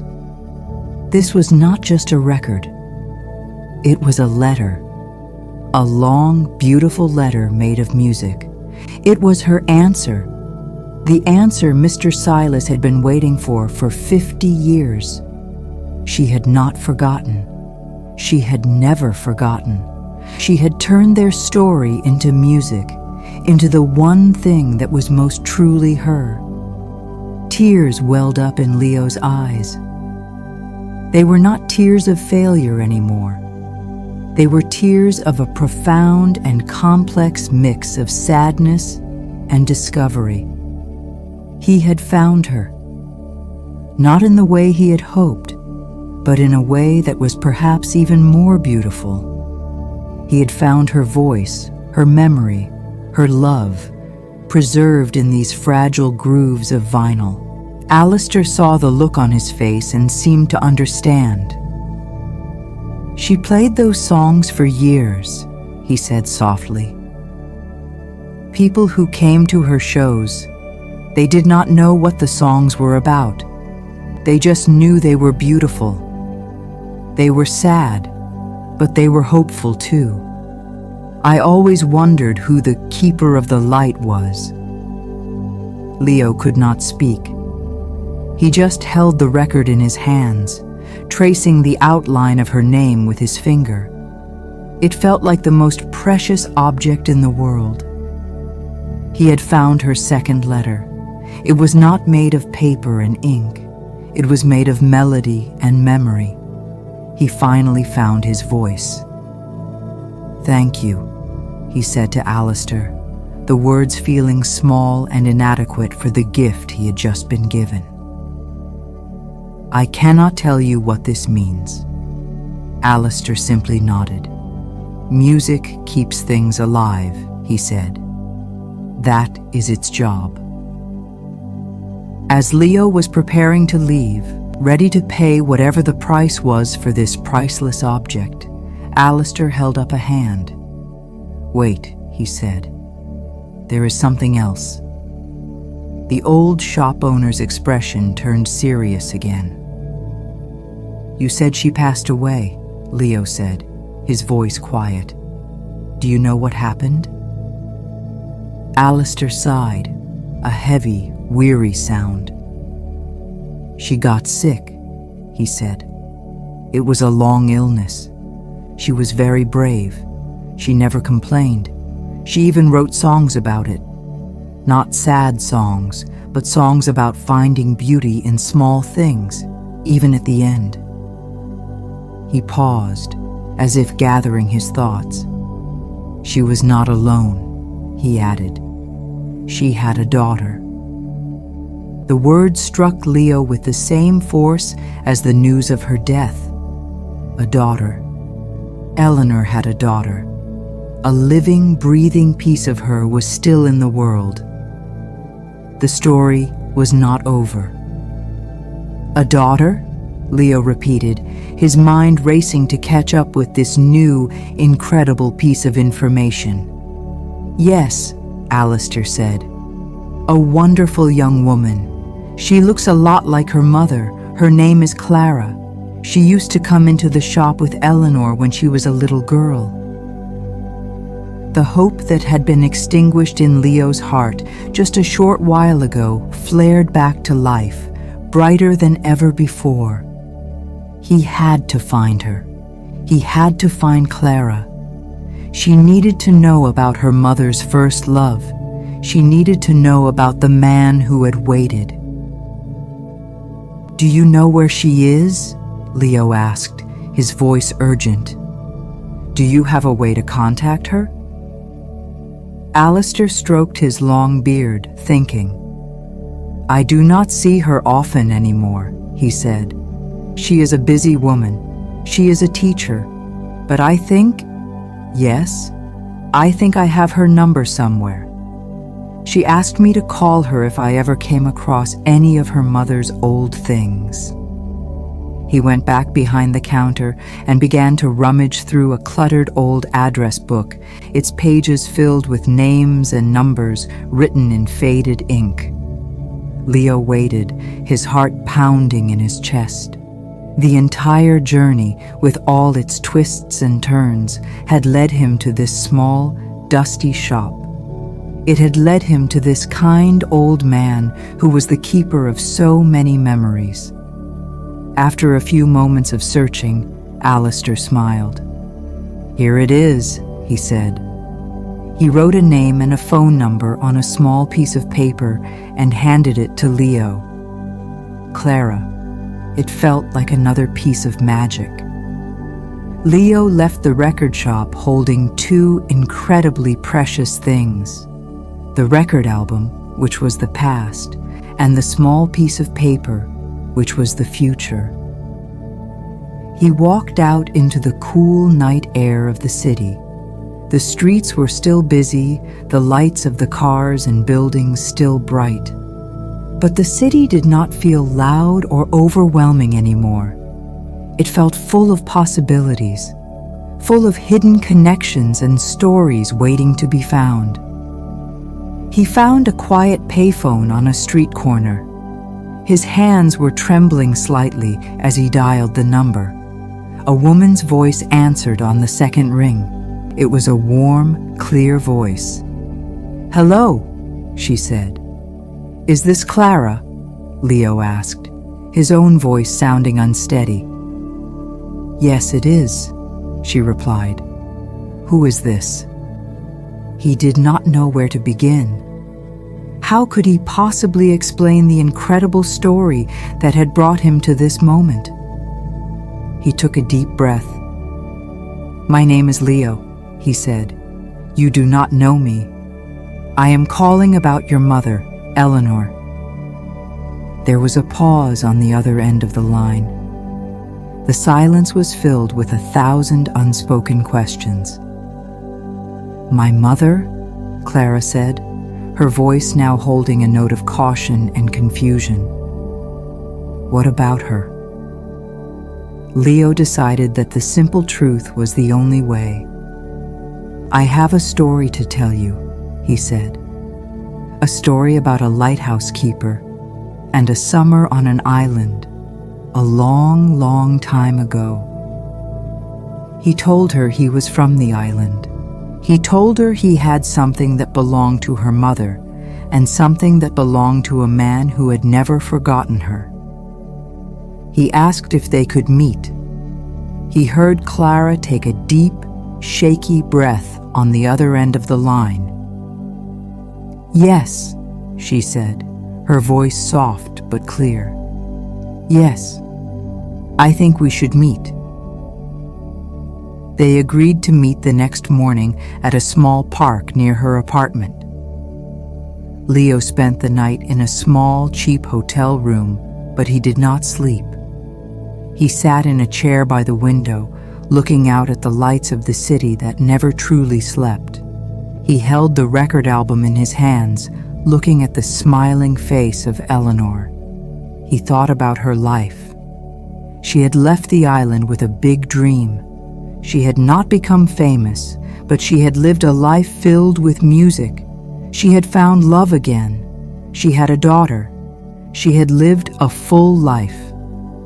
And yet, a part of her heart had always remained on that small island, with the quiet keeper of the light. He thought about Clara. What was she like? Did she know anything about this story? He felt a deep sense of responsibility. He was about to bring a 50-year-old secret into her life. He hoped it would not bring her pain. He hoped it would bring her a deeper understanding of the mother she had lost. The next morning, he went to the park. It was a small green space nestled between tall buildings, a quiet oasis in the middle of the city's noise. He sat on a bench and waited. He was nervous. He held a bag that contained the record album.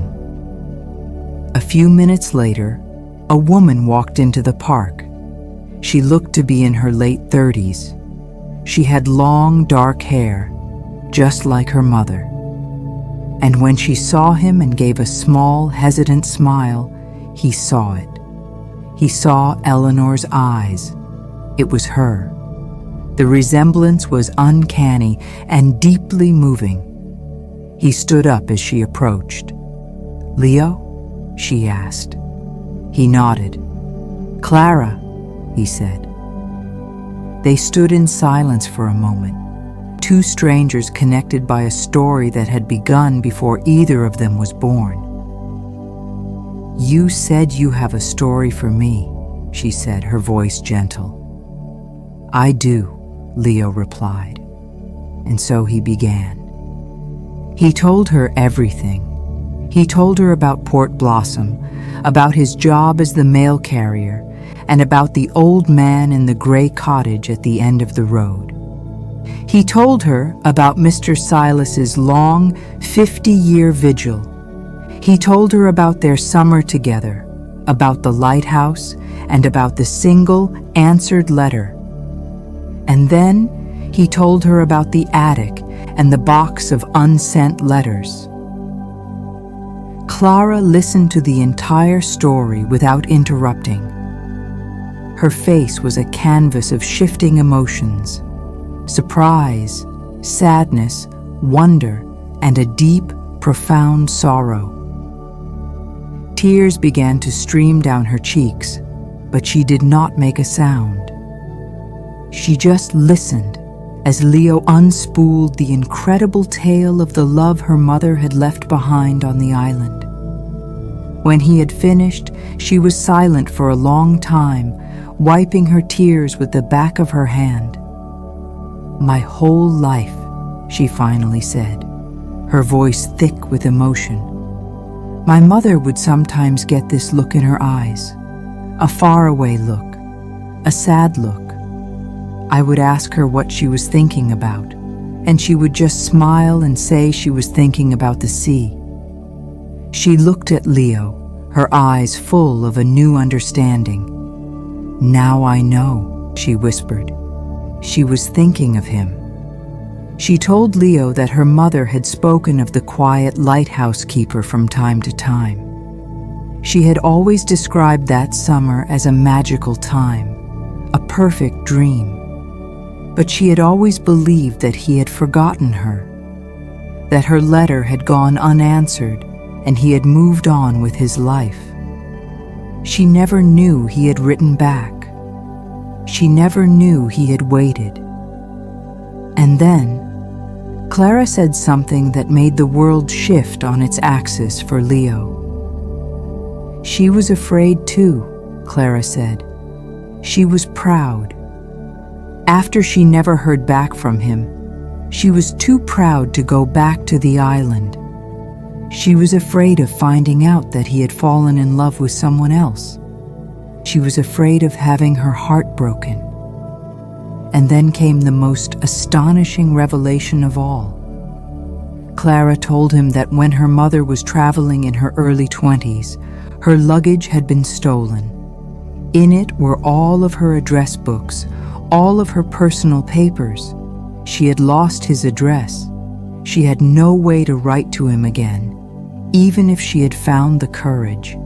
Two people separated by a single lost letter, and then trapped for a lifetime by the same exact fear. The fear of rejection, the fear of silence. The tragedy of it was immense, a story of two lives that had run parallel to each other, so close but never touching again. Clara looked at Leo, a new resolve in her eyes. "Wait here," she said. She walked quickly out of the park. Leo sat on the bench, his mind reeling from everything he had just learned. The story was more complex, more heartbreaking, and more beautiful than he could have ever imagined. A few minutes later, Clara returned. She was carrying something in her hands. It was a wooden box. It was a small, dark wooden box, almost identical to the one in Mr. Silas's attic. She sat down next to Leo on the bench and placed the box on her lap. Her hands were trembling as she opened the lid. Leo looked inside. His heart stopped. The box was full of letters, old, yellowed letters. "My mother wrote to him too," Clara said, her voice choked with tears. "For years, she wrote him letters telling him about her life, about her music, about me. But she never knew where to send them, so she kept them. She kept them all in this box." Leo looked from the box in her lap to the record album in his bag. 2 boxes of unsent letters and a record of unsung songs. It was a love story kept alive in secret, on both sides of the water. Clara reached into the box and pulled out one final letter. The envelope was newer than the others. "She wrote this just before she died," Clara said softly. "She asked me to keep it for her. It is a letter to him, a final letter, to tell him everything." She held the letter out to Leo. He took it. It felt sacred. "I think you are the one who is supposed to deliver it," she said. Leo looked at her, and then at the letter in his hand. He finally understood his purpose. He was not just a mail carrier. He was a messenger. He was the one who would finally close the 50-year gap of silence. He would carry her final words back across the water. He would complete the story. He took the record album out of his bag and gave it to Clara. "This is for you," he said. "It is her answer to him." She took it, her fingers tracing the image of her mother's young, smiling face. And on that small park bench, in the middle of the vast, noisy city, two stories finally came together, ready to be made whole. Chapter 7. The Other Box of Letters. Leo sat on the park bench next to Clara, a profound and surreal stillness settling over him. The city, with its endless motion and noise, seemed to fade into a distant hum. The world had shrunk to this small wooden bench, to the two boxes of unsent letters that were like mirror images of each other, and to the impossible, heartbreaking truth they represented. Two lives lived in parallel, each defined by the same love, the same fear, and the same silence. He looked at Clara. She was gently running her fingers over the cover of the record album he had given her, her eyes tracing the lines of her mother's young, smiling face. Tears were still streaming silently down her cheeks, but her expression was not one of simple sadness. It was a look of deep, transformative understanding, as if a fundamental piece of her own life's puzzle had just been put into place. She was not just learning about her mother's past. She was learning about the source of a quiet, unnamed sorrow she had likely felt in her mother her whole life. He thought about the incredible symmetry of the story. Two people, separated by a stretch of water, had performed the exact same ritual of love and fear. They had both continued to write, to pour their hearts out onto paper, yet had kept the words locked away. Mr. Silas had been afraid of her rejection, while Eleanor had been silenced by a lost letter and then her own pride. It was a tragedy of missed connections, a story built on the fragile foundation of what-ifs. Leo realized that his journey had not been about finding a simple answer. It was about uncovering a shared secret, a secret kept on both sides of the silence. He was not just a messenger for Mr. Silas. He was a messenger for Eleanor, too. He was the bridge that would finally connect their two separate, lonely islands of memory. Clara finally looked up from the record. "Can I see them?" she asked, her voice a soft whisper. She was looking at the unsent letter Leo still held in his hand, the one he had taken from Mr. Silas's attic. It was the first one he had touched, the one that had started this entire journey. Leo handed it to her. She took the old, fragile envelope with a reverence that was deeply moving. She held it as if it were a delicate, sleeping bird. She did not open it. She just held it, her thumb stroking the spot where Mr. Silas had written her mother's name 50 years ago. "He wrote to her," she said, more to herself than to Leo. He really wrote to her. It was a confirmation of a truth her mother had waited her whole life to hear. It was a healing of an old, old wound, even if it had come too late. Leo then told her about the rest of the letters, The box full of them in the attic, a chronicle of 2 years of a one-sided conversation. He described the neat stacks, the clean, uncancelled stamps, the image of a young man so paralyzed by fear that he chose to speak to a box instead of the woman he loved. As Clara listened, she reached into her own box, the one her mother had kept. She pulled out a handful of letters. The paper was different, some of it on thin blue airmail stationery, some on simple lined paper. But the feeling they gave off was the same. They were vessels of unspoken words. "She did the same," Clara said, her voice filled with a quiet awe. "She would tell me she was writing to the sea. I never understood what she meant. I thought it was just a poetic phrase. But she was writing to him, to her lighthouse keeper." They sat together for a long time, the two of them, guardians of this incredible shared history. They were strangers, but they were now bound together by this powerful story. Clara began to tell Leo more about her mother. She spoke not of the young, hopeful musician on the record cover, but of the woman she had grown up with. She described a mother who was kind and loving, but who always seemed to have a part of herself held in reserve. A woman who loved the city, but seemed to long for a quieter place.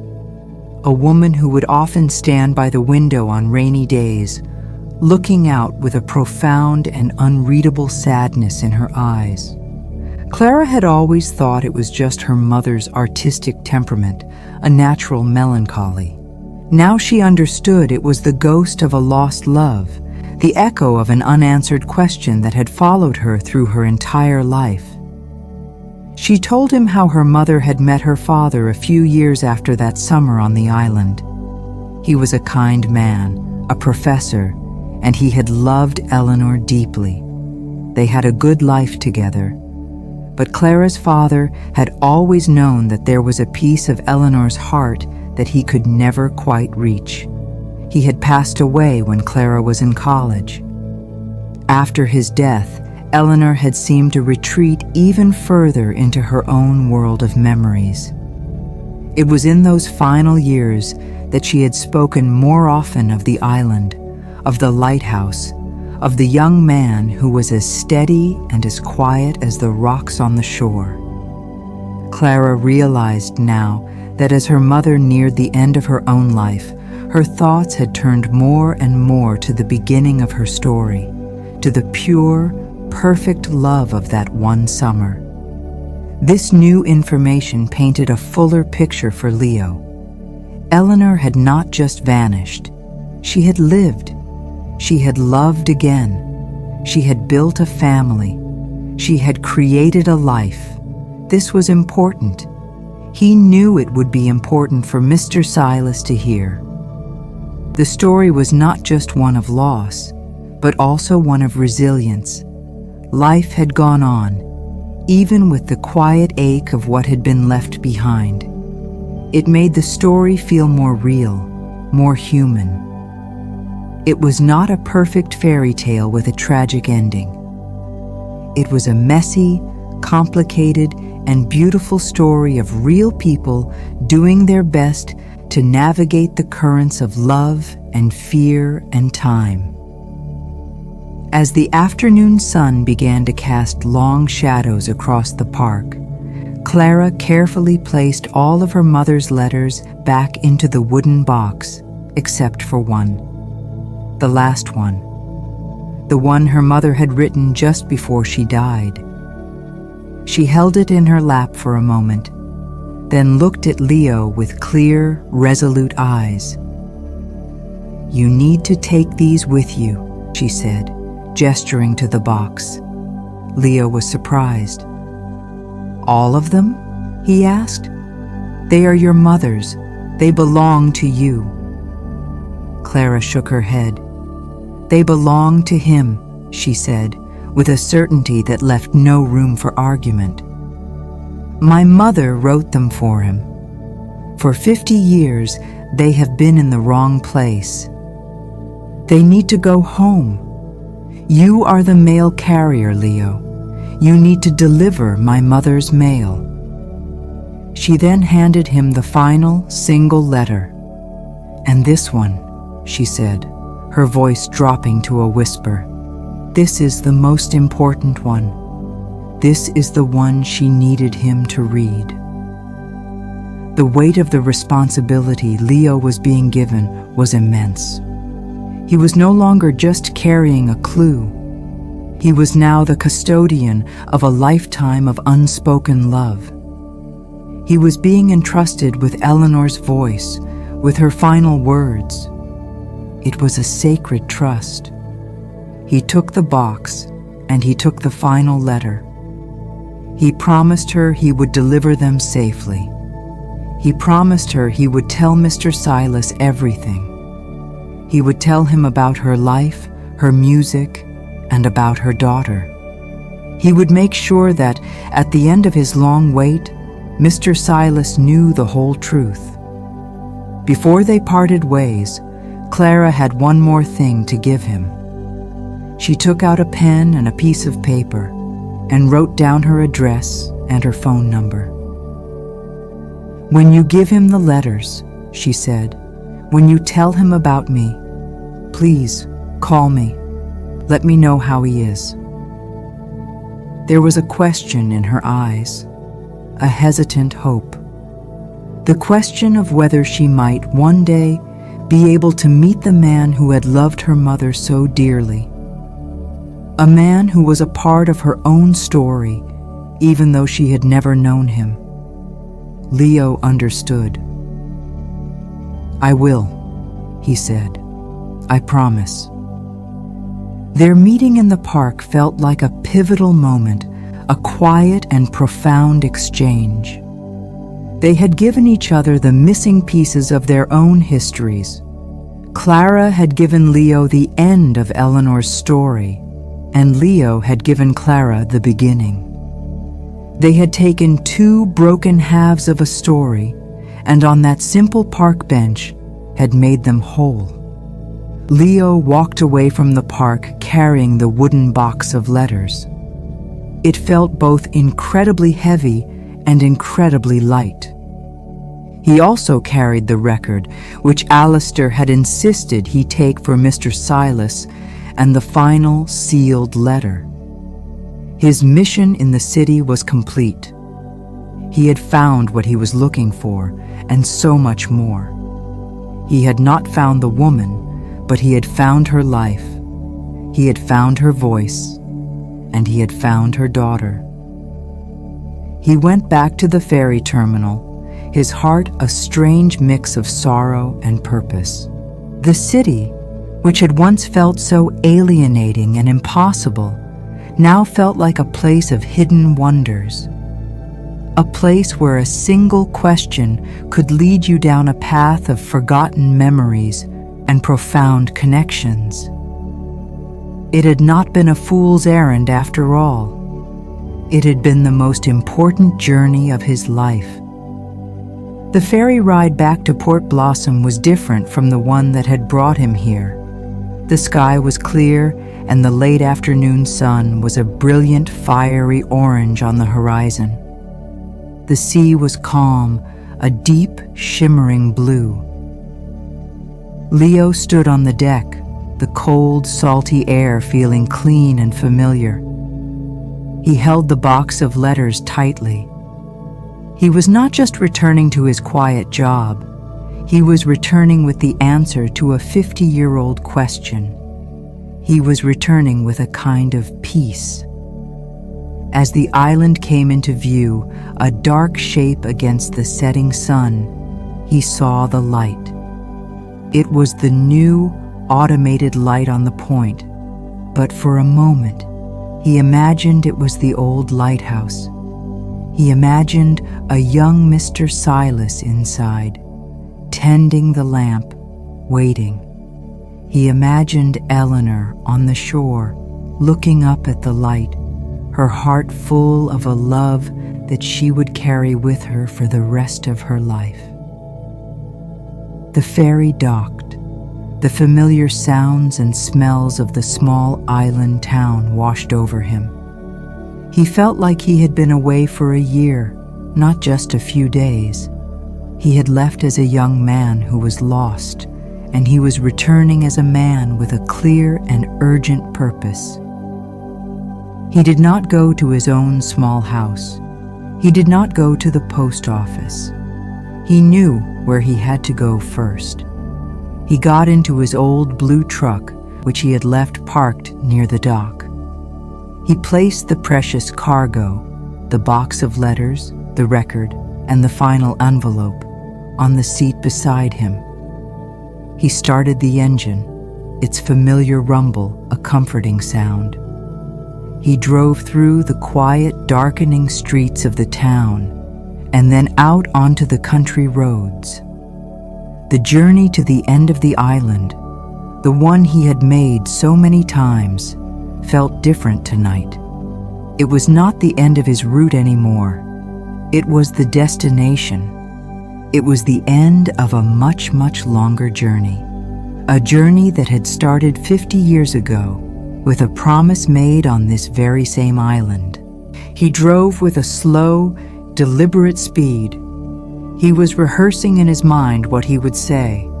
How could he possibly find the words to explain the incredible story he had uncovered? How could he prepare the old man for the news of Eleanor's life and of her death? He knew he had to be gentle. He knew this news would be both a beautiful gift and a terrible blow. It was the end of a lifetime of waiting and the end of a lifetime of hope. He turned onto the final dirt road. His headlights cut through the darkness, illuminating the tall grass and the leaning, newly fixed mailbox post. He saw a light on in the window of the little gray cottage, a single warm yellow light in the vast, dark landscape. He pulled the truck to a stop. He turned off the engine. The silence that followed was immense. It was the deep, profound silence of the island at night, broken only by the distant sound of the waves on the shore. He sat in his truck for a long moment, gathering his courage. He was holding the end of a love story in his hands. He took a deep breath. It was time. It was time for the final delivery. Chapter 8. The Final Delivery. Leo sat in the quiet darkness of his truck, the engine silent, the world outside bathed in the soft, pale light of a rising moon. The small yellow square of light in the cottage window seemed incredibly warm and inviting in the vast, cool darkness of the island night. This was it. The end of the journey. He was carrying a fragile and precious cargo, the truth. He had left the island with a single 50-year-old question, and he was returning with an answer so much more complex and beautiful and heartbreaking than he could ever have imagined. He took a long, slow breath, the cold night air filling his lungs. He felt the weight of the moment, the responsibility of what he was about to do. He was about to deliver a lifetime of unsent love, and with it, the news that the waiting was finally over. He reached over and carefully gathered his precious items from the passenger seat. First, the wooden box filled with Eleanor's letters, its surface smooth and cool beneath his fingertips. It felt like a treasure chest, filled not with gold, but with something far more valuable, lost time and unspoken words. Next, he picked up the record album. In the dim light from the dashboard, he could see the faint outline of Eleanor's smiling face. He thought of her voice, captured forever in the grooves of the vinyl, a voice Mr. Silas had not heard in half a century. And finally, he took the last letter, the one Clara had given him. The envelope was clean and crisp. It felt different from the others. It felt final.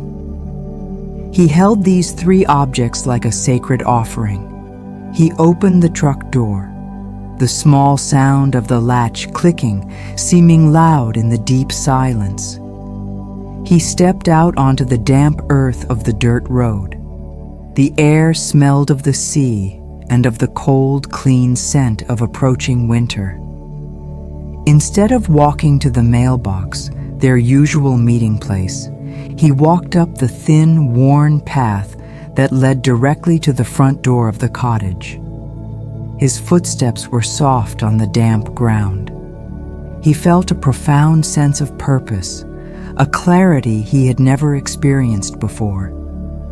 His own small worries about his future, his own feelings of being lost, seemed to have been washed away by the sheer gravity of this story he had become a part of. He had found a direction, not for his whole life, but for now. And for now, that was enough. He reached the small wooden porch. He could see a faint, flickering light from the window, the warm glow of the fire he had built in the stove a few days ago. He raised his hand and knocked on the door. It was a gentle knock, but it felt momentous, a signal that everything was about to change. He heard a slow shuffling sound from inside, and then the door creaked open. Mr. Silas stood there, silhouetted against the warm light of the room. He was wearing his old gray sweater, and he looked frail, smaller than Leo remembered. He had clearly been ill, but he was standing. He was on his feet. He looked at Leo with surprise in his tired eyes. He had not been expecting him at this time of night. Then his gaze dropped to the items in Leo's hands. He saw the wooden box, so similar to his own. He saw the shape of the record album. He saw the single, clean envelope. He did not speak. He did not have to. A look of dawning, fearful, hopeful understanding spread across his face. His eyes, which had held a patient, quiet hope for 50 years, now widened with a lifetime of unspoken questions. He opened the door wider, a silent invitation for Leo to come inside, out of the cold. Leo stepped into the warmth of the cottage. The fire in the stove was crackling merrily, casting dancing shadows on the simple wooden walls. The room was clean and tidy, just as he had left it. The painting of Eleanor on the wall seemed to glow in the firelight, her joyful smile watching over them. Mr. Silas slowly closed the door, his movements stiff and deliberate. He turned to face Leo, his eyes fixed on the box. Leo walked over to the small wooden table where they had shared tea, the place where the story had first begun to unfold. He carefully placed the box on the table. Then he placed the record album next to it. And finally, he laid the single, final letter on top of the box. The 3 items sat there in the center of the table, a trinity of memory and love and loss. The air in the small room was thick with unspoken emotion, with 50 years of silence waiting to be broken. Mr. Silas approached the table as if in a dream. He reached out a trembling hand, but he did not touch the box. He touched the record album first. His fingers, gnarled with age, traced the letters of her name, Eleanor. He whispered the name, his voice a dry, cracking sound, the name he had held in his heart for so long. "Her music," he said, his voice filled with a disbelieving wonder. Leo simply nodded. He knew he had to let the old man guide the pace of this moment. He could not rush it. He was just the messenger. This was Mr. Silas's story, his moment of truth. Mr. Silas then looked at the box. He recognized it for what it was, a companion to the one hidden in his own attic. His eyes filled with tears. "She wrote?" he whispered, the question hanging in the air, a question he had asked the universe every day for 50 years.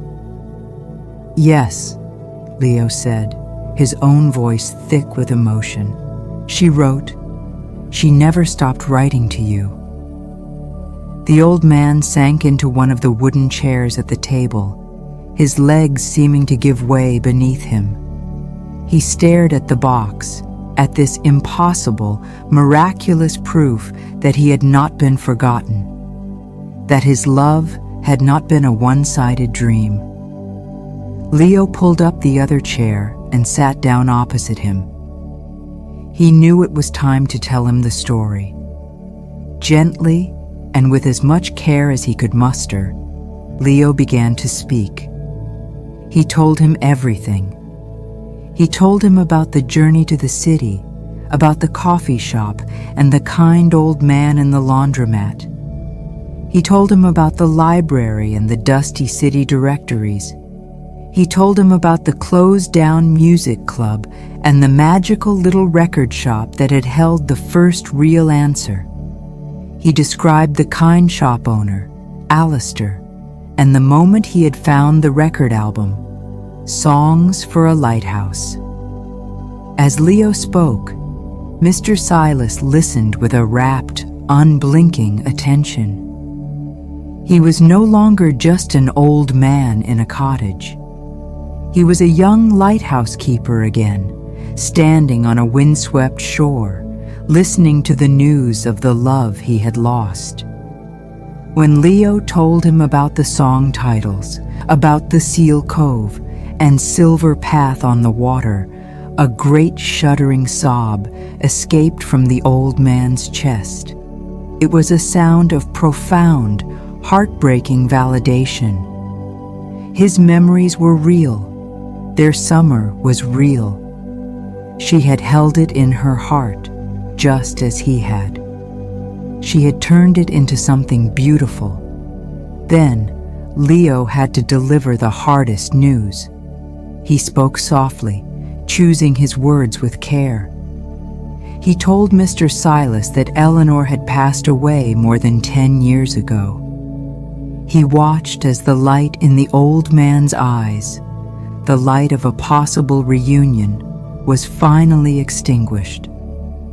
The hope of seeing her again, a hope he had likely guarded in the deepest part of his soul, was gone. Mr. Silas closed his eyes, and the tears he had been holding back for a lifetime began to flow freely, carving paths through the deep wrinkles on his face. He did not make a sound. He just sat there in the firelight and wept for the woman he had loved and lost twice, first to silence and now to time. Leo let him grieve. He sat in the quiet, watching the fire, giving the old man the space he needed to absorb the immense weight of this new reality. After a long time, Mr. Silas opened his eyes. They were red and swollen, but they were also clear. The 50-year-old question had been answered. The waiting was over, and in its place, there was a terrible, beautiful certainty. Then Leo continued with the story. He told him about the most incredible discovery of all. He told him about Eleanor's daughter, Clara. He described her, how she looked so much like her mother, how she had her mother's kind eyes. He told him that Eleanor had lived a full life, that she had married a good man who loved her, that she had created a family, that she had been happy, even with the quiet sadness she carried for the love she had lost. This news seemed to bring a small measure of peace to Mr. Silas's face. The thought that she had not been alone, that she had been loved, was a comfort. And then Leo told him the final, symmetrical, heartbreaking piece of the puzzle. He told him about Eleanor's stolen luggage, the lost address, and he told him about her own box of letters, the ones she had written to him, her letters to the sea. He explained that she too had been afraid, too proud to return to the island without a sign from him. At this, Mr. Silas looked down at his own hands, resting on the table. He seemed to be looking at the hands of the young man he once was, the young man who had been too afraid to mail his own letters. Two people, separated by a series of small, tragic chances, and then held apart by the same, very human fear. The story was not about blame or who was right or wrong. It was a story about the terrible fragility of human connection and how easily it can be broken. Finally, Leo pushed the single, clean envelope across the table. "This is from her," he said. "Clara said she wrote it just before, at the end. It is for you."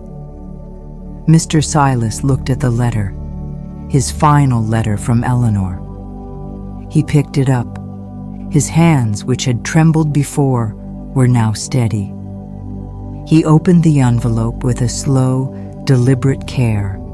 He unfolded the single sheet of paper inside. He began to read. Leo could not see the words, but he could see them on Mr. Silas's face.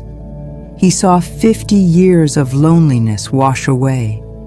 He saw regret, but also a profound and transcendent love. He saw the pain of her loss, but also the joy of her memory. He saw in the old man's tear-filled eyes a final and lasting peace. The letter had given him the one thing he had been waiting for all this time: absolution. He had been loved. He had been remembered. His life of waiting had not been in vain.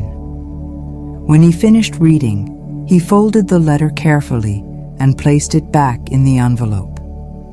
He held it to his chest, a final, tangible connection to the woman he had never stopped loving.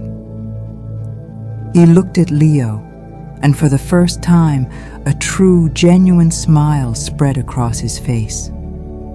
It was a smile of gratitude, of release, of a peace that passes all understanding.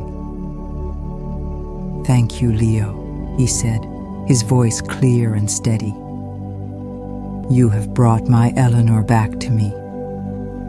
The night was not over. There was one last thing to do.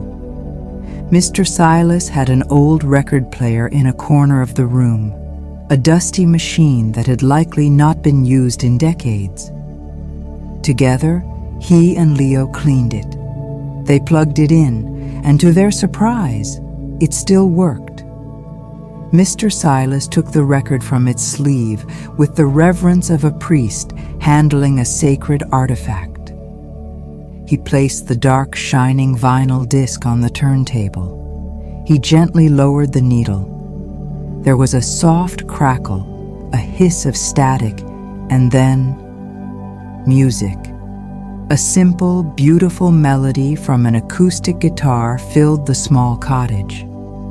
And then a voice, a clear, sweet, youthful voice that had been silent for 50 years. It was Eleanor. She was singing.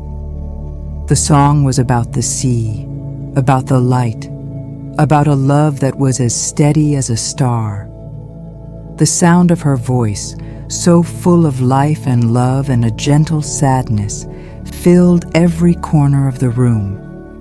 It wrapped around them, a warm blanket of sound. Mr. Silas sat in his chair, his eyes closed, the smile still on his lips. He was not in the cottage anymore. He was at the top of the lighthouse on a warm summer night, with the stars above him and the woman he loved singing just for him. Leo watched him, his own heart full to bursting. He had delivered his last and most important piece of mail.